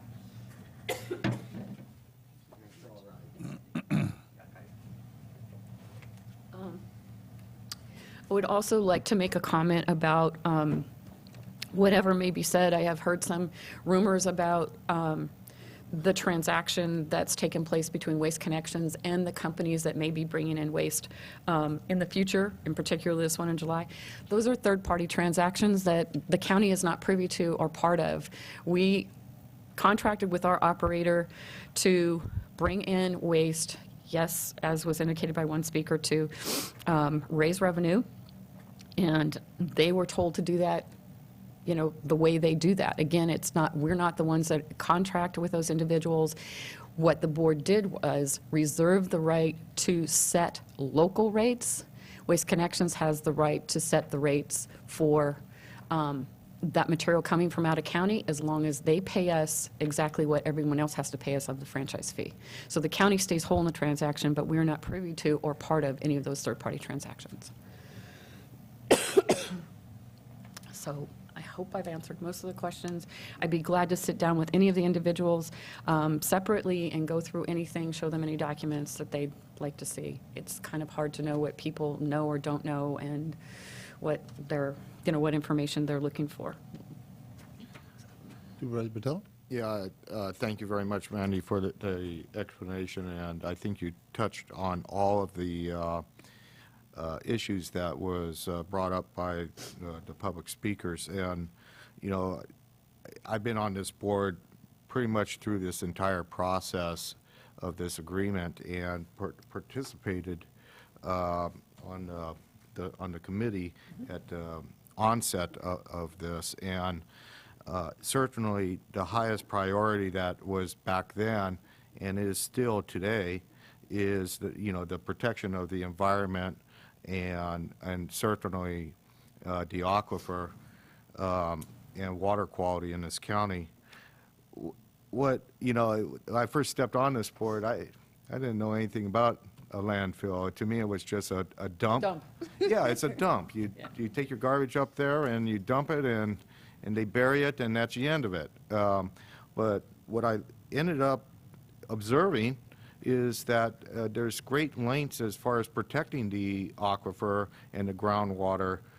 There's standards now that have been in place, which are current cells and past cells that are capped, that have a seal, and that protects any sort of contamination. On top of that, and correct me if I'm wrong, we have monitoring wells that monitor the site very closely. And the county pays a tremendous fortune from the, you know, the waste fees to pay to monitor water quality on a very frequent basis. Yes, and so that part of it I feel very secure about.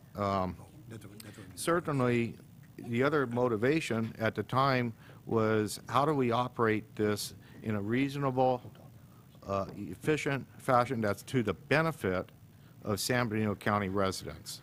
That's what we want, a benefit to San Bernardino County residents. And also keep in place a landfill operator that needs to be profitable as well. Keep our rates in check and still ensure that we have a landfill operator that will operate the landfill that we could have confidence in and is environmentally sound 100 years from now. And we have that. And, you know, this is, at the time, and I believe it is true today, a win-win situation in which the county is getting a reasonable amount of money for an asset, as well as maintaining the profitability for the operator as well as keeping our rates in check as best we can. Is there impacts on the neighborhood? Yes, there is unquestionably impacts on the neighborhood, and we have always tried as a full board to, work with people to see what we could do to reasonably reduce that. And I certainly think we will continue to do so in the future. But it is a landfill. It was there long before most of the residents were out there. And it's a continue to be the county landfill, and it will continue to be, expanded. And but we need to work together to make sure, we share the same community. Thank you. Mr. Chair, may I? Go ahead, ma'am. Thank you, Supervisor Vertello, for reminding me of something I did leave out, and I apologize for that, about the monitoring. We are required by law to monitor the landfill for both the soil and the water on a quarterly basis. There are semi-annual reports that go to the Regional Water Quality Control Board, and then annual reports. Obviously, there's monthly inspections by the state of California. So those are all public documents, and I think I've said here more than once that you do expect things to go wrong at a landfill. I don't necessarily think we call them wrong. We just expect those in the course of business. I would remind everyone that the landfill operator or the county is not the one, illegally putting certain items in the landfill that don't belong there, but it is our job to try to find those before they become a problem. So our objective is always through this monitoring, obviously one of the reasons why it became both federal and state law to do this, air, soil, gas, water monitoring, is to find these impacts before they become a problem. So that's what Ruben does, and that's what I do in reviewing the documents on a daily basis. We see what's going on out there. And again, these are all public documents for anyone can look at anytime they want.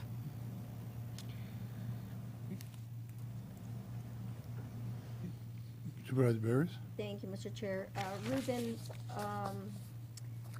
the reports that you get that are done to monitor, I know they're made available to the public, but is there any way that your company could send these reports out? I'm assuming that the information is good, that we are doing the right thing, that the water quality is okay, that it's not being, compromised. Would we be able to send that information to the residents within so many feet, miles of your landfill? Yeah, I mean, all that goes to the county first. I mean, I send all those reports to Mandy, and then Mandy sends them off to all the state agencies, so. Yeah. I think Supervisor Barrios, to your question, if you'd like to set something up like that, we could certainly maybe post on the Integrated Waste Management website those reports once they're done, so then anybody could review them, so they wouldn't have to go dig for them on the agency site. Sure. If we'd like us to do that, we'd be more than happy to do that. I think that would be really wise, so that the folks are comfortable and they feel assured that yes, the water quality is as it should be. And I know Sunny Slope County Water District, the San Benito County Water District, they send them out to all the users of their water Right. to let them know what the quality is. And if there are issues, they inform us immediately that they're addressing it. And so I'd like to see us move forward in that direction. The other question I have is that you said that as the population in the county grows, more of the tonnage will be local tonnage. But that does not mean that the county will get less money, because it's based on tonnage, it doesn't matter where it comes from. Correct. Is that correct? Correct. Okay, so, and then, what else do I need to know? I think that was it, but I wanted to make sure that the county is going to receive the same amount of money, it doesn't matter where the tonnage is coming from. And it is a balancing act. I agree with Supervisor Botello that there's always a trade-off, but it should never be at the cost of water that is compromised or roads that are not repaired. And I think it is our obligation, the lady was talking about flat tires all the time. What would it cost to go out there and make sure Because if those nails are in the landfill, certainly they may fall out of trucks on the way there. So is there any way you can assure us that that is being Yeah, done? and that's something that actually I want to say thank you to everybody that came up here and spoke, because if I don't hear about a problem, I can't fix a problem. So we send a sweeper out to go down and sweep the street. But as one of the speakers said, you know, there's nails that are down further, down John Smith, and those may have gotten overlooked.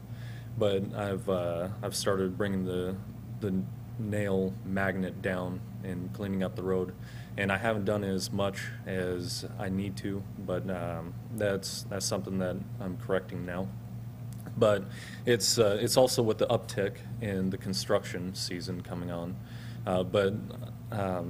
You know, to me, it's not really, I don't buy the excuse that the landfill was here long before the residents. To me, we're neighbors, and it's my job as an operator to make sure that I'm doing everything to the neighbors around me. I mean, we have to live with each other no matter what. So I welcome all comments, all requests. You know, I'm going to try to do my best to make sure that the community is taken care of. And I mean, you can always come by, swing by the landfill. I'm there in the office every day. If I'm not there in the office, my business cards are there. It's got my cell phone number on it, so if you want to call me, I can answer any questions to the best of my ability. So yeah, there's issues. There's always going to be issues. I think residents that are all along John Smith Road, you've probably seen me out picking up trash along the side of the road. There's been residents from within the county that have dumped loads out there, and I'm out there picking them up, putting them in the back of my truck, bringing them up to the landfill, picking up litter, running the magnet down. You know, it's I appreciate the opportunity to serve in this community. I really do, and I take it as a privilege, and I want to make sure that everybody. It's a balancing act, but I want to make sure that we find the right balance. And one personal complaint, because I was just at the landfill this last week, taking some things, we're in construction. The road in the landfill is really bad. Yes, and really bumpy. I mean, I thought, gosh, this is going to be very destructive to anybody's vehicle. So if you can address that at some point, that would be great. That's actually something that I'm working on right now. We've got a lot of rocks that come out of the landfill, and we need to do something with them. So I'm looking into. They're familiar. Yeah. So as we're pulling out soil, so we have to pull out soil for daily cover, and we've got massive piles of rocks. So I'm getting a quote on crushing all those rocks and putting a new surface over the landfill road. That is great news. Thank you. Okay. Thank you, Mr. Chair. Okay, I have several questions. So first, I think I'm going to try to catch Joe Paul asleep over there. It was commented that in the CAFR, and you may not be prepared to answer this, that we have a figure of 11 million as a post-closure fund balance. Can you address that? It's my understanding that with the new agreement, the operator assumes the liability for the closure, post-closure responsibilities. So as you know, as that liability is being transferred to the vendor, they must comply to the state standards. And so if the state says, you know that the whatever the engineer's report says, they must comply with. So and they're doing it through, you know, a different financial mechanism than what we were doing it with. So the answer is yes, they must comply to the state requirements. And we are transferring that liability over to them. And that's, I believe that was the whole crux of the deal, is that this would free the county of this, of that ongoing liability. But in the CAFR, what is the amount of the fund? Supervisor Munzer, I communicated through email with Mr. Richmond, and he asked that question. And this has to do with every year after we do the flyover, because we determine how much waste we put in the landfill. So the way the calculation works through the state of California, it's their calculation, you redo the calculation and say, okay, we put this much more in the landfill, we've used up this much more, and if we had to close it today, how much money should be set aside? We are current with that. What Mr. Richmond's referring to is that when you look at that form, which goes out to the year, I believe, 2025 or 2026, I don't have it exactly in my mind, it shows an $11 million liability, and he was wondering, who was going to make up that difference. And I apologize if I did it poorly, I attempted to show him that in the calculation to the current year, there are various factors that go into that calculation. There's an inflation factor that changes every year. Obviously, the capacity used changes every year. So in that calculation, he saw that in number, as did the CPAs that reviewed that document, right, to go in. And he said, wait a minute, there's a gap here. He's absolutely right. But if you look at all the variables that go into the calculation, they are exactly the same for the current year because we don't know what capacity is going to be the next year or the next year. So what I attempted to do was show him that as you put in the new capacity, it gives you a new number you have to put in the fund. Again, next year, new capacity, new number goes in the fund. So that's really the difference. And what Joe Paul is explaining, which is obviously absolutely right, is that one of the liabilities that the county is released from when we get our cash back, and that is, and let me just go into that briefly here, take a little sidebar. We are waiting to hear back from the state of California, their approval for the substitution of the financial mechanism. So we do not have the $4.9 million yet. Waste Connection has provided the bonds. That is a financial mechanism that is recognized by the state of California for this purpose. But they are reviewing that information. As soon as they give us the approval that they have accepted that as the substitution, which then keeps us in complete compliance, then they will write us the check. So that's where we are. And so when Waste Connection purchases their bond, are they purchasing a bond for the current amount, or do they purchase a bond for the? It's the current amount. You're obligated for the current amount, and then each year they put a rider on. Yes. And we actually, or I should say, they actually got a bond for the existing amount, and the state wrote back and said, but here's the new inflation factor. We need to see the rider before we'll even consider looking at this information. Okay, all right.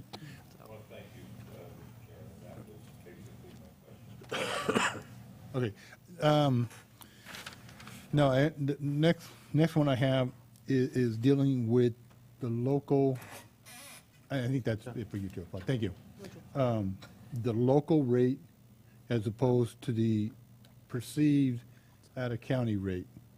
The local rate is, and I may not have the exact figure, but basically $56 a ton, thereabouts.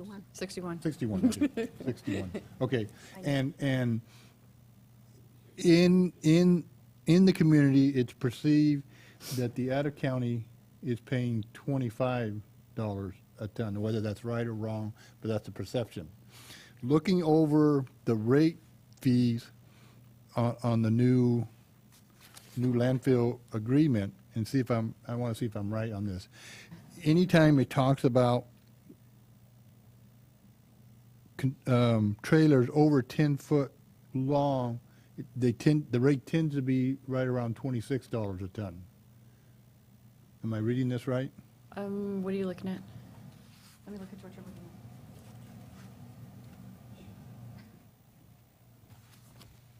Just going to go through commercial vehicles, trailers over 10 foot in length, $26 per ton. That's if clean No, sorted. I understand, but there's several categories, and they tend to be $26. Actually, yeah. Okay, so these containers, these trucks that are bringing in the out-of-county waste, they're a contained container, so they're not losing the nails out of the waste, out of the trailers. They're not losing the plastic bags, and et cetera, et cetera, et cetera. They're contained, and they've already been pre-sorted correct? I don't know by pre-sorted. Well, I They've mean- gone to a transfer station and then, Yeah, yes. they've gone yes. through a transfer station, the recycles have been taken out, probably no hazardous waste has been put in, that's been extracted. So this is clean garbage, if you can say that. And so it's pretty much just ready to go into the landfill and be buried, correct? Yes, and Less- I want less- to emphasize, it's the waste that, the specific case we're talking about, I can't tell you this is going to be in every case, but I want to be clear about that. Specific case we're talking about, the waste that they're anticipating receiving beginning in July is curbside waste from the local community, an adjacent local community. So it's the same kind of stuff that you'd get from us. Now, do we have some people who make mischief and put the wrong things in? Yes, but hopefully most of that will be caught at the transfer station. So, I mean, I'm just trying to be clear that we're not, Yeah, but I'm that- not saying it's perfect, okay? Right, But we're, that, everybody's- that material will be going through a transfer station Yes. before it It goes comes into to the transfer county. trucks, yes. Okay. Yes. Okay. And you're absolutely correct, and I appreciate you bringing that up. They'll in transfer trucks, which no one who drives that wants the $5,000 to $10,000 penalty for not having it completely sealed, so those are.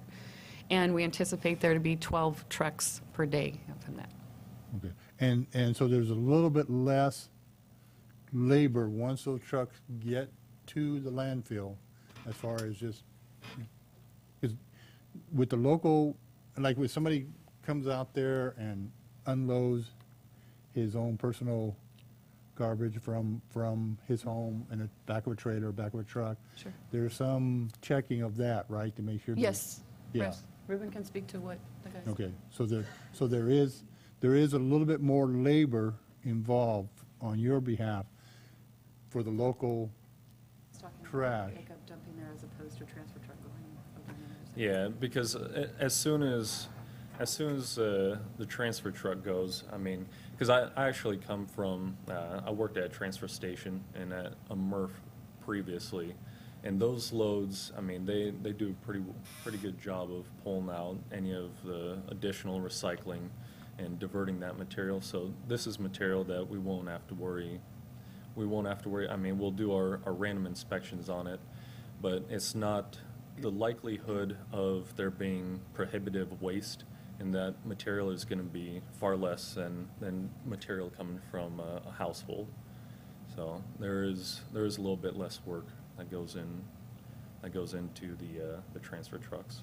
Okay, so I want to let the public know that some deals not being cut for this out-of-county waste, that they're getting a deal where our local people are basically getting screwed. It's a case of, it is driven by labor costs to some degree. That's a factor, but as I mentioned, I mean, we as the county are not privy to No, I those understand that. those, I and so, understand and I don't know, I mean, I've heard some numbers being said too, but I don't have that information. Right, no, So I understand it's- that too. okay. I understand that. The other thing I want to touch on is the road. The realignment section of John Smith, where it's going to be realigned to the church entrance, our local Public Works Road Department was on that section of the road trying to repair the really bad sections a week or two ago. And the reason it's not part of the Granite Rock project is because that road will be abandoned someday, hopefully, when the realignment goes through. So, but Public Works did go out there, repair some of the really bad spots. And then Amon announced yesterday during the budget session that the plan is for Granite Rock to start on Saturday with the Gap project, which is basically about a half mile from Heatherwood entrance to the entrance of the landfill.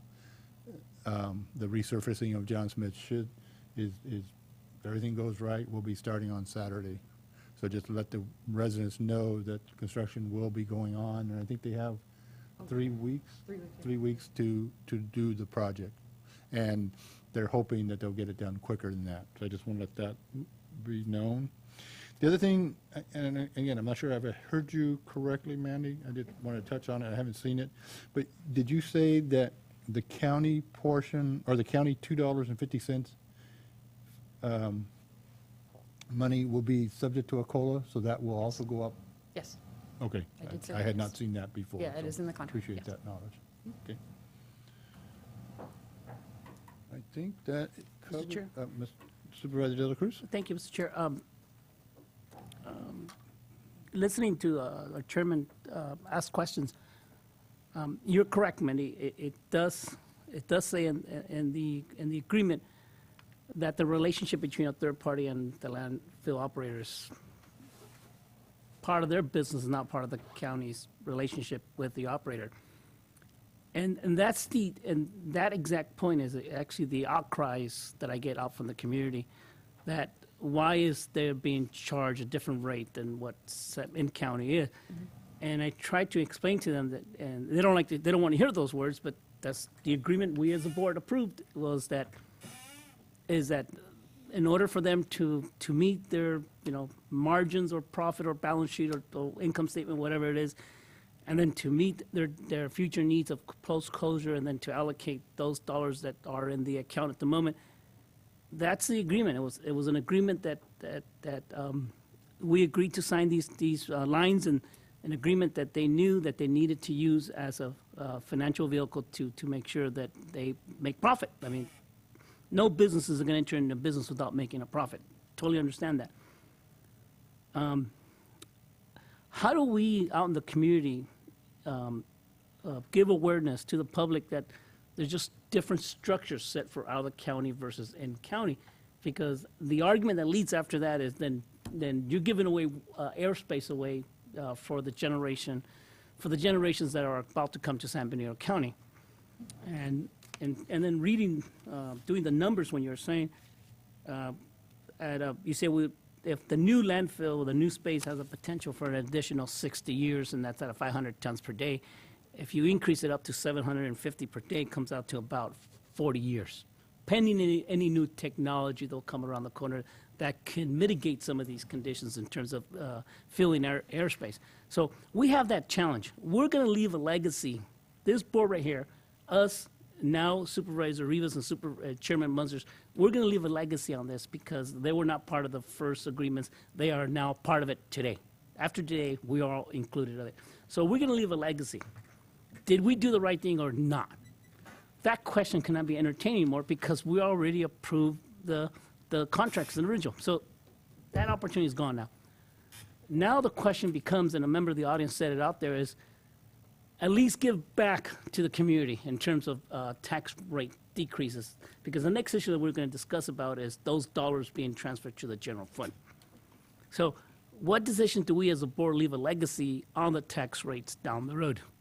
And so that's the question that we, the board, are going to have to entertain down the road. And so I just wanted to give my 2 cents worth on that discussion that you had with our chairman about the out-of-county rates. Listening to you, I kind of wanted another kind of explanation. You're saying that you're actually waiting for the state to give the approval on the financial mechanism that allows the transfer to assume the liability. It's a conclusion that it's going to happen, right? Yes, yes. It's a paperwork. It's just a matter of paperwork. Yes. Okay. I want to make sure that's going to happen because I don't want to see, and I don't want to hear any delays, because then that's an opportunity for this board to reconsider the contract if the state doesn't do it. Because, I mean, part of the contract is that those funds will be transferred once the operator can agree per the state of California guidelines that there will be that liability assumption risk being transferred to them. And I'm happy that actually the member of the audience brought up the idea of the $11 million, because I understand it's a rolling number, it's a target number, because the closer we get, the higher that expenditure is going to come. So you will have time to come in. If, like you said, tomorrow it drops, the operator can't continue operations, that money is there to ensure that there's a reclamation plan in place. Correct. And that's very important, and I want to make sure that the public understands and knows that. And I do appreciate our chairman entertaining those questions is very important. The $2.50, I think you said it perfectly. That's the first time I hear of a COLA increase on that tipping fee of the $2.50. That $2.50 plus the COLA adjustment is going to go back to the county, right? Okay. All right, thank you, Mr. Chair. Mr. Chair? I guess the only other last comment, and Supervisor Dela Cruz touched on it a little bit. Looking over the history of this, and I had to go back and look over the histories of all the original operating agreement from 1987. And what I see in it is that the county received 15% of the tipping fees, irregardless, and 15% of the gross revenues. And you know, gross means there's no expense added or subtracted from the amount. So we got 15% of what went in.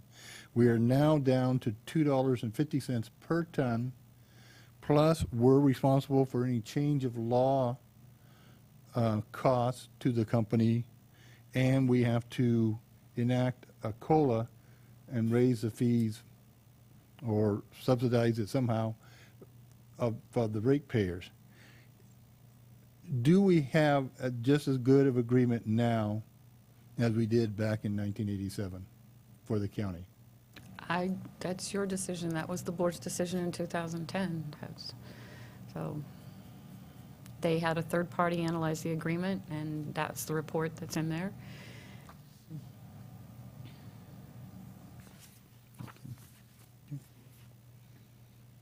Anyway. One more question, Mr. Chair. Sure. Mandy, how many other counties are doing what we're doing, where they're, as far as the closure, and giving that financial responsibility to the, You know what, third party? I don't have that answer. I could get that answer for you if you'd like it. I'm trying to think of those I know in other counties that own their landfills and have an operator. I think they assume those costs initially. You know, ours was structured a little bit different. I think that when we were looking at a new agreement, we looked at lots of agreements across the state, and ours is more a hybrid approach, or it was initially, and so now we're more sort of in line with what a lot of other jurisdictions have. But this is certainly not the first time that the state of California is reviewing or oh no, allowing this oh sort no, of not thing. at all, not at all.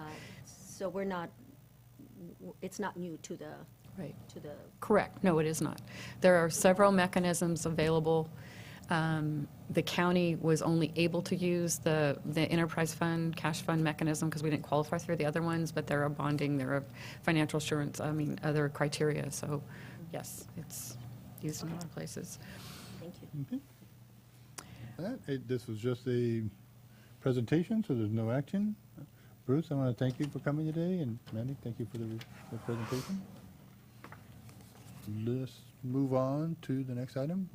Chair Espinoza? Thank you, Mr. Chair. A couple weeks ago, or maybe 3 weeks ago, I had a request from your board to put this particular item on and invite our fire chief over to discuss fireworks, the use of them, and what's going to transpire during the week of July, the first week of July 4th, and just kind of give us a report as well with fire services. So we have our fire chief here to review that with your board. Good afternoon, Board and Chairman Munzer. I've given you guys a few pieces of paper this morning. I'll just cover all three, and I'll cover the firework at the end.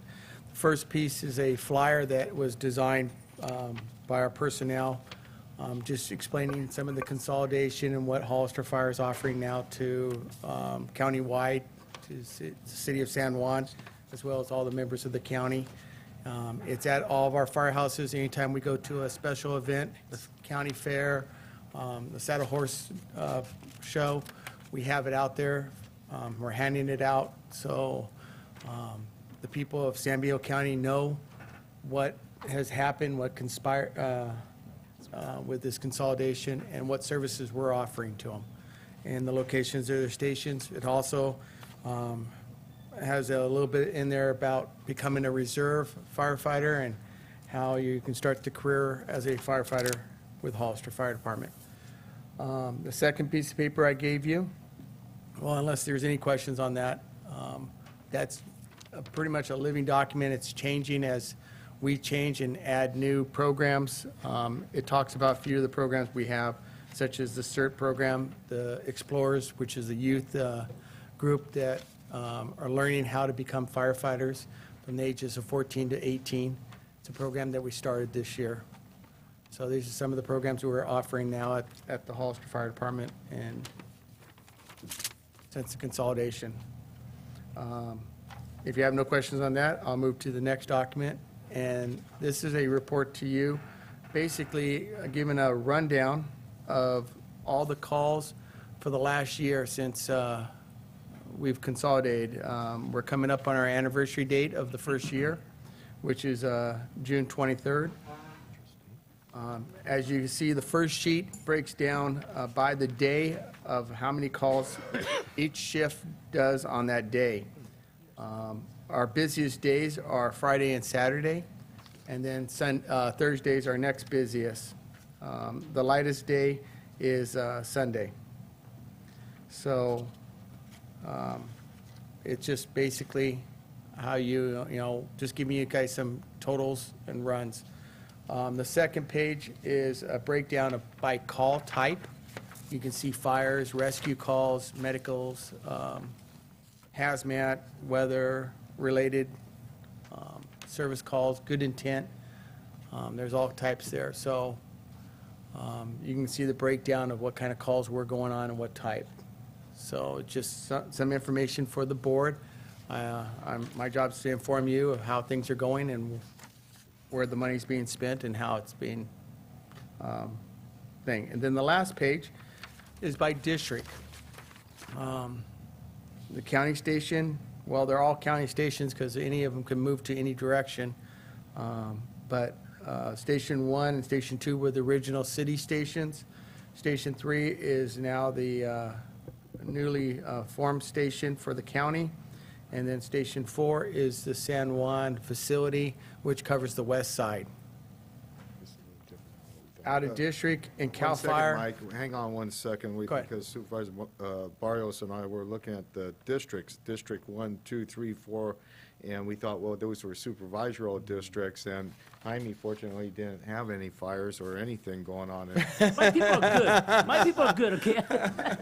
No. So it isn't by, those are not, No, those are fire stations. Those are actually stations. So Station 1, Station 2, no, not by districts. They're not by. Thought she was Margie. losing her whole district there for a thought I second. was. It Come on, scared Supervisor me. Barrios. So, I asked for this presentation, but I didn't realize that I needed to.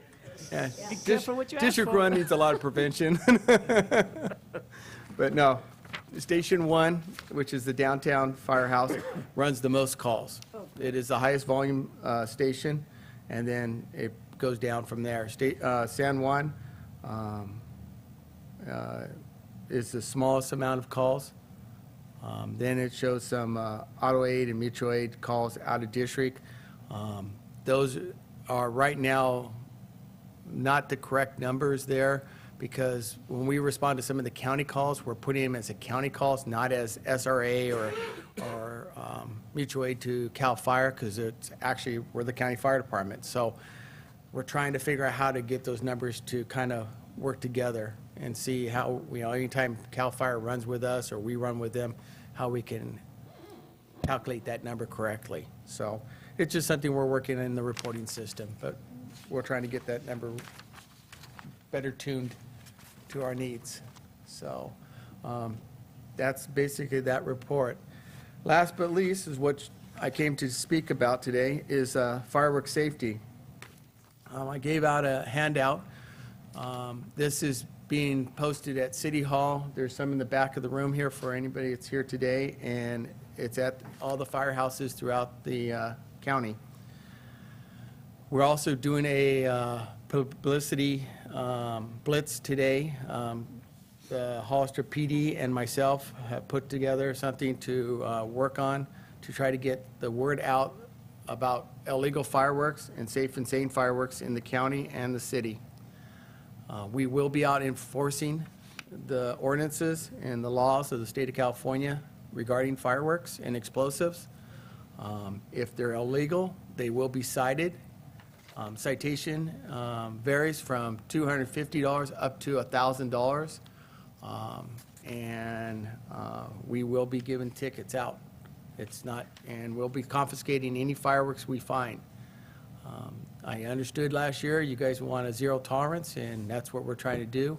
We will be bringing another ordinance to you probably right after the 4th of July on the, hopefully the meeting of the 7th or the next one, requesting a additional citation capability countywide, so we can increase the citation and the penalties equal to what's going on in the city of Hollister and stuff.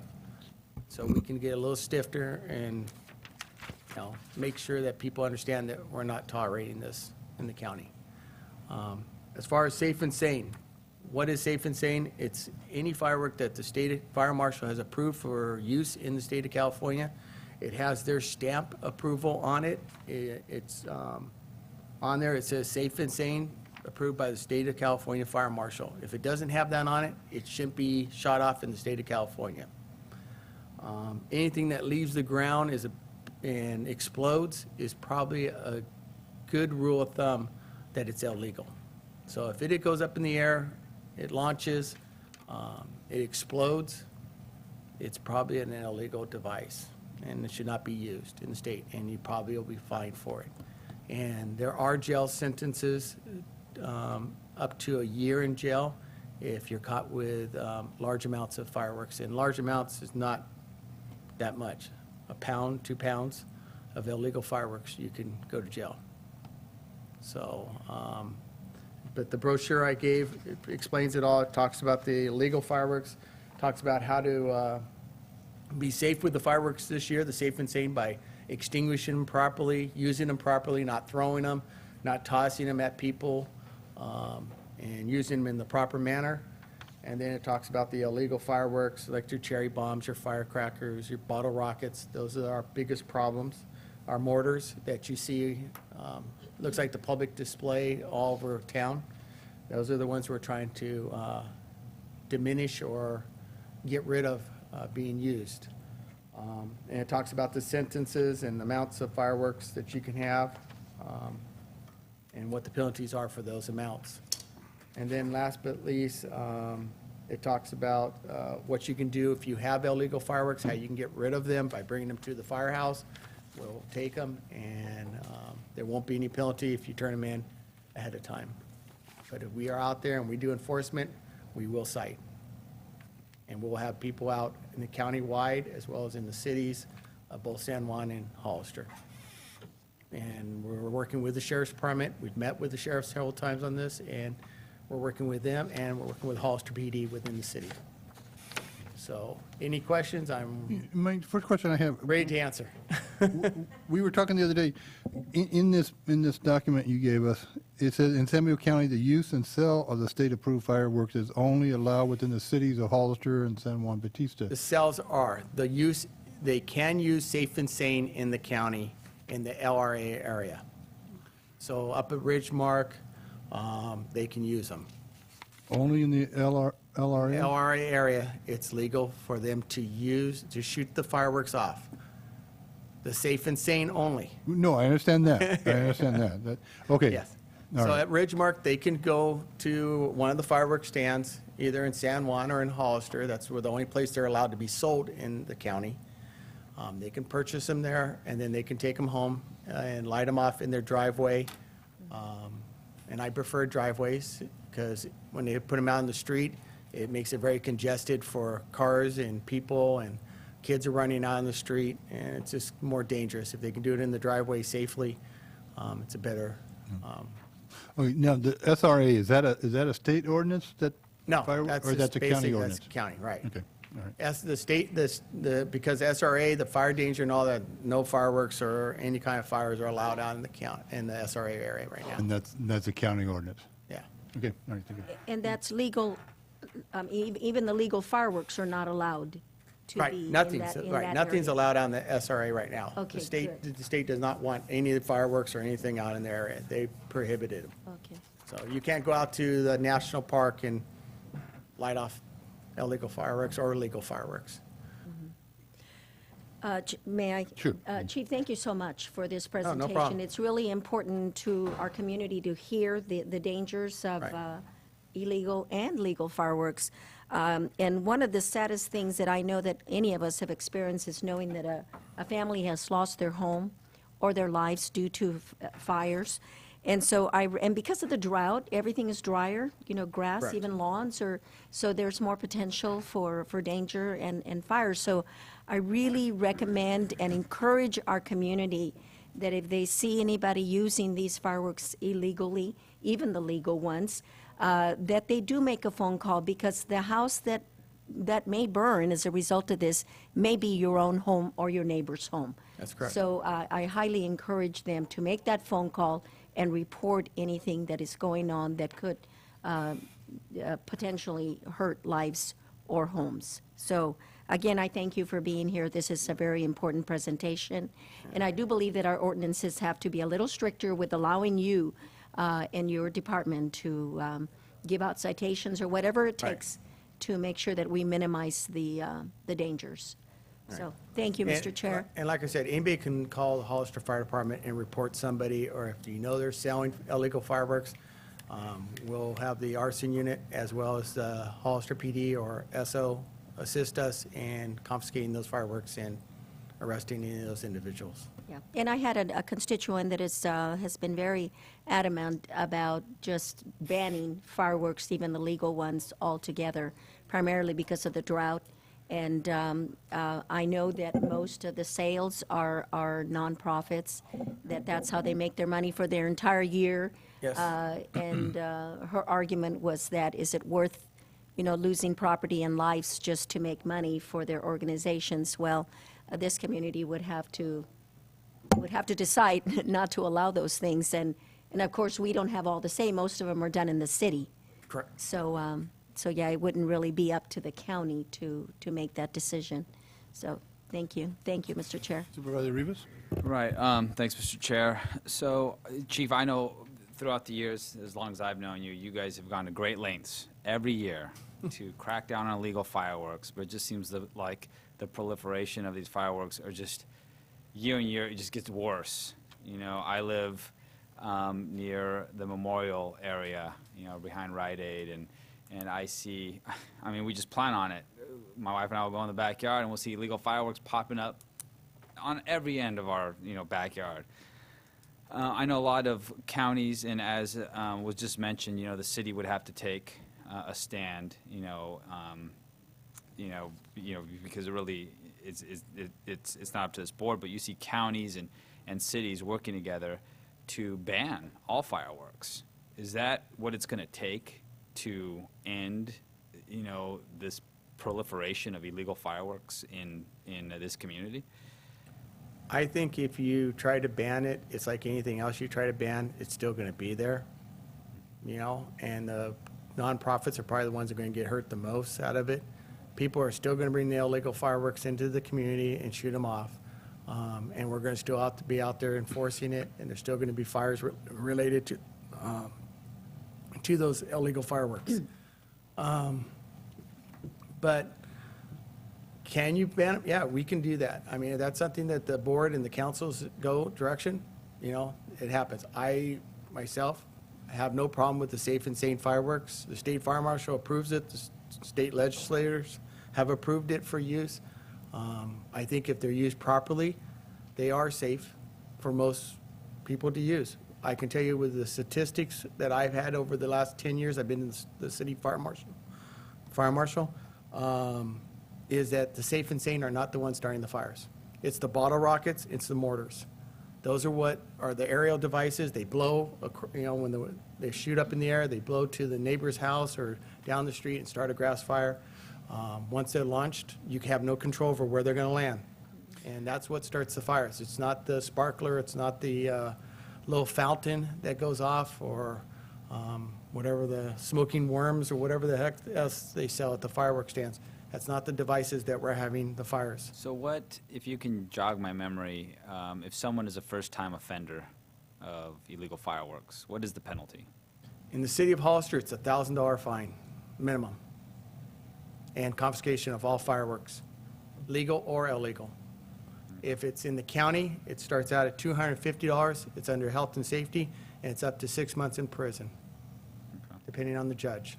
Right. And I think, you know, as a board, we should amend our ordinance to increase those fees, because unless we put some teeth into, you know, some type of, you know, in the assessment of fees or these penalties, I mean, $250 is nothing. You know, Right. let's increase that fee, you know, up.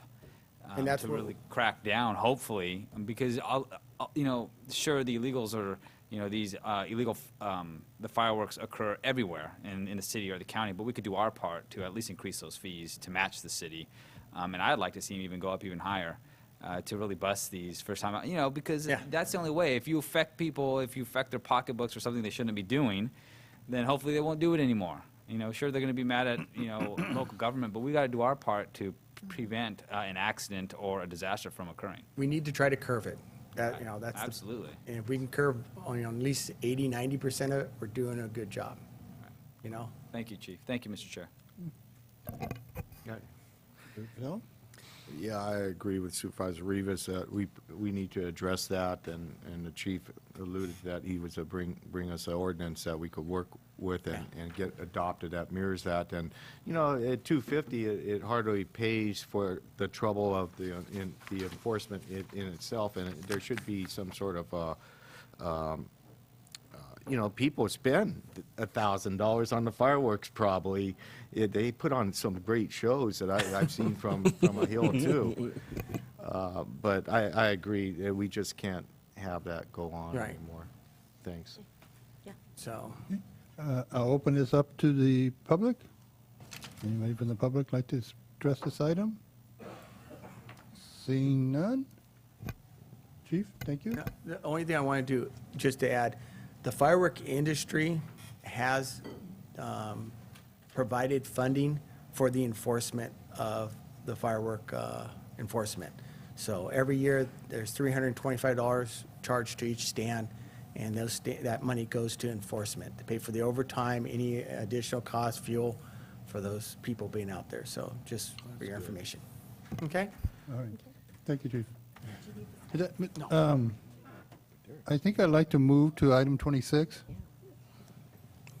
We have some members of the public, and then we'll deal with item 26, and then we'll break for lunch. Okay.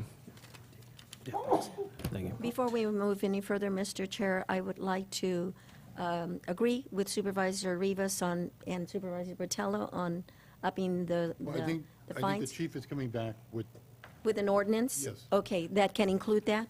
Yeah. Actually, the chief and I have been discussing this. We actually discussed that at the fire committee, and we're going to be coming back to your board to at least match What the city's city's doing, and maybe have it under discussion. Supervisor Rivas brings up a good point. Maybe the board would want to change that value, but we can talk about it when we bring it to your board. Okay, thank you. All right. so, Mr. Fernando, if we Yeah. can go on to Reach. With that being said, we're on item number 26, and this is with regards to adopting a resolution supporting a partnership with REACH. So we have Sarah Fontanez. She's here as our management analyst in the administrative area, and she'll be discussing this. And we also have a few people here, Janelle Cox, to comment on this item as well. Sarah? Good morning, everyone. Before you is a resolution solidifying a partnership between San Benito County and REACH San Benito Foundation. This partnership focuses on creating and sustaining healthy alternatives for San Benito County residents. As you know, it takes a village. I am one person. And by working with partners, we have more opportunity for public outreach and meeting the needs, recreation and health-wise, for all residents. Before I turn it over to Secretary of REACH, Janelle Cox, I would like to point out on the actual resolution, line item number 19, there will be a correction, hopefully, if this resolution is adopted. We would like to remove 4 words from line item 19 towards the middle for low-income families. REACH does not want to limit their outreach and benefit to any individual or families, and would like to remove that section. That was what was approved by them and their council, and is satisfactory to ours as well. So with that, now it looks like, I'll get this up for you. Hope it waking up yet? Sir, how is that whereas going to read? It will read, whereas youth obesity is at an epidemic rate, and enhanced accessibility to parks and recreation services, programs, and facilities will have a positive impact upon healthy lifestyles. Oh, okay, all right.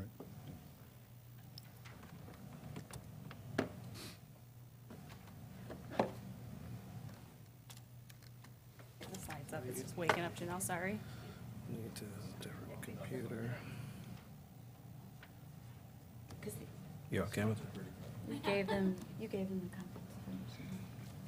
information. It's okay. All right. Let's go. It's okay. Okay, good morning, Mr. Chair and members of the board. I'm Janelle Cox, and with me today is Don Pidd.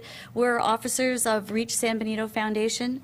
Today, we're here to celebrate the partnership between Reach San Benito Foundation and San Benito County. The REACH board, as Sarah indicated, the board of directors reviewed the resolution and approved it at its meeting on June 11th with the changes that Sarah has noted. REACH, an acronym for Recreation, Exercise, and Community Health, is a nonprofit corporation, and it's established by a group of residents here in this community that's dedicated to facilitate a healthy community, to create sustainable and accessible public and private parks and recreation services and facilities throughout San Benito County. So what we were going to share with you on the slide was our website. San Benito County, REACH has developed a website. It's www.reachsanbenito.org.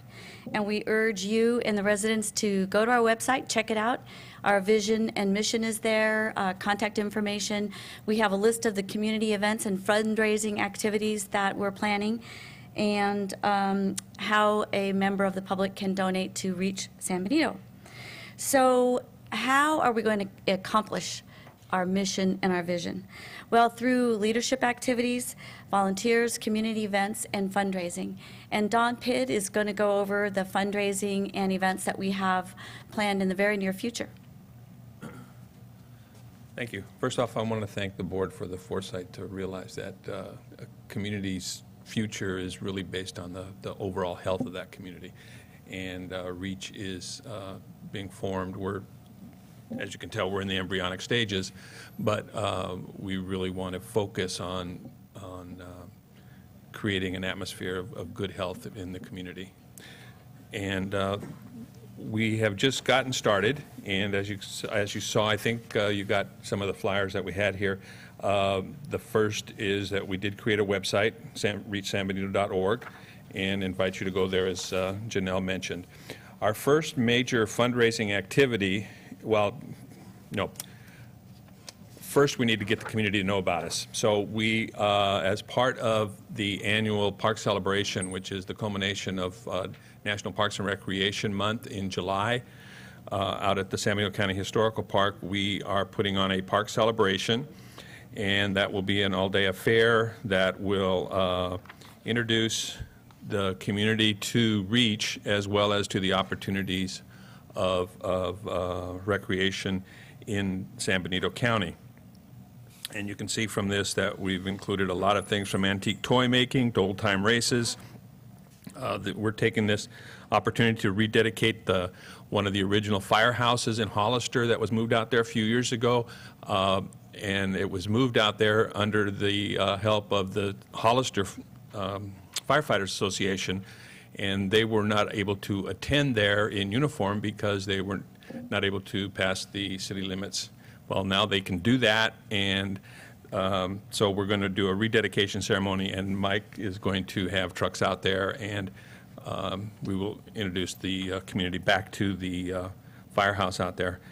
And for us anyway, the big thing is the dedication of the dance hall. As many of you know, the Dunville Dance Hall was moved out there back in the 90s and was destroyed in a freak windstorm back in New Year's Day of 2006. And so for the last 8 years, we've been diligently trying to rebuild a dance hall, a community dance hall for San Benito County in the historical park. And thanks to the efforts of the Community Foundation for San Benito County, the Monterey Peninsula Foundation, and many donations from the community itself and volunteer help to build it, we have just received our final clearance on the dance hall, and we'll be having the dedication of the dance hall that day. And the other importance of that is that will also be the first major fundraiser that evening. In a separate event, we are putting on a dinner dance that will benefit both Reach San Benito Foundation and the San Benito County Historical Society. And we're calling it Raise the Roof 2. A couple years ago, when we first started raising the funds, we had a dance out there we called Raise the Roof, and we had that on the foundation of the dance hall. And now we're going to have a Raise the Roof 2 in order to welcome the community to the open doors of the new old dance hall. So that is our initial effort this year, and if you have any questions, we can certainly try to answer them. Any questions of the board? Supervisor Patello? I don't have any questions. I'm just really impressed. I'm glancing over your website right now and sharing it with Supervisor Barrios, and it's well done, and what a great start for the group, and good luck. And I really think this is a benefit for everybody in our county. Thank you. Mr. Chair, thank you. I, too, want to thank you. I think this is an excellent idea. Do you have an endowment? Currently, we are in the process of getting our own nonprofit status. We are under the auspices of the Community Foundation in order to have a nonprofit where people can donate and get it in there. And as part of our participation with the Community Foundation, a portion of all our donations are currently going to an endowment that is part of the foundation, and with the bulk of it going into our operating and our future growth. Yeah, well, good luck to you, and I certainly will support it personally and hope to contribute to that. Great. I have tickets for the Raise the Roof. Oh, no. Okay. Thank you. But congratulations. Thank you. Supervisor De La Cruz? Thank you, Mr. Chair. I'm so proud of you guys, especially Janelle. I remember when you and I were talking about this way back then, and Finally happened. and Don Kelly and all you guys. Wow, congratulations. This is just the beginning. Thank you. Hopefully, the community starts buying into it and start working with you guys. And at the end of the day, it's all about our kids, protecting our kids and making sure we have a healthy San Benito County. Thank you. I didn't hear the pledge. Yeah, you get it. Check out the website. Okay, thank you. Open this up to the public. Anybody from the public like to address the board on this item? Okay. Seeing none. And you're welcome for allowing you to get up here and not make you come back after lunch. We do appreciate that, by the way, because I would have had to come up by myself because Janelle was short-timed. Thank you, Janelle. Anyway, thank you guys. Thank you for all your hard work. With that, I think we will break for lunch.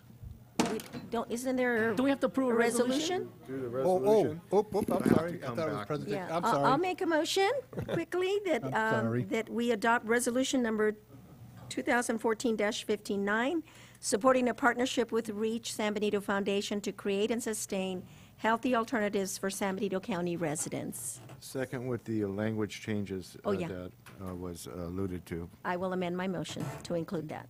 We have a motion and a second. Obviously, I'm hungry, so let's get a quick vote. All those in favor? Aye. Aye. Those opposed? Passes 5-0. I got it.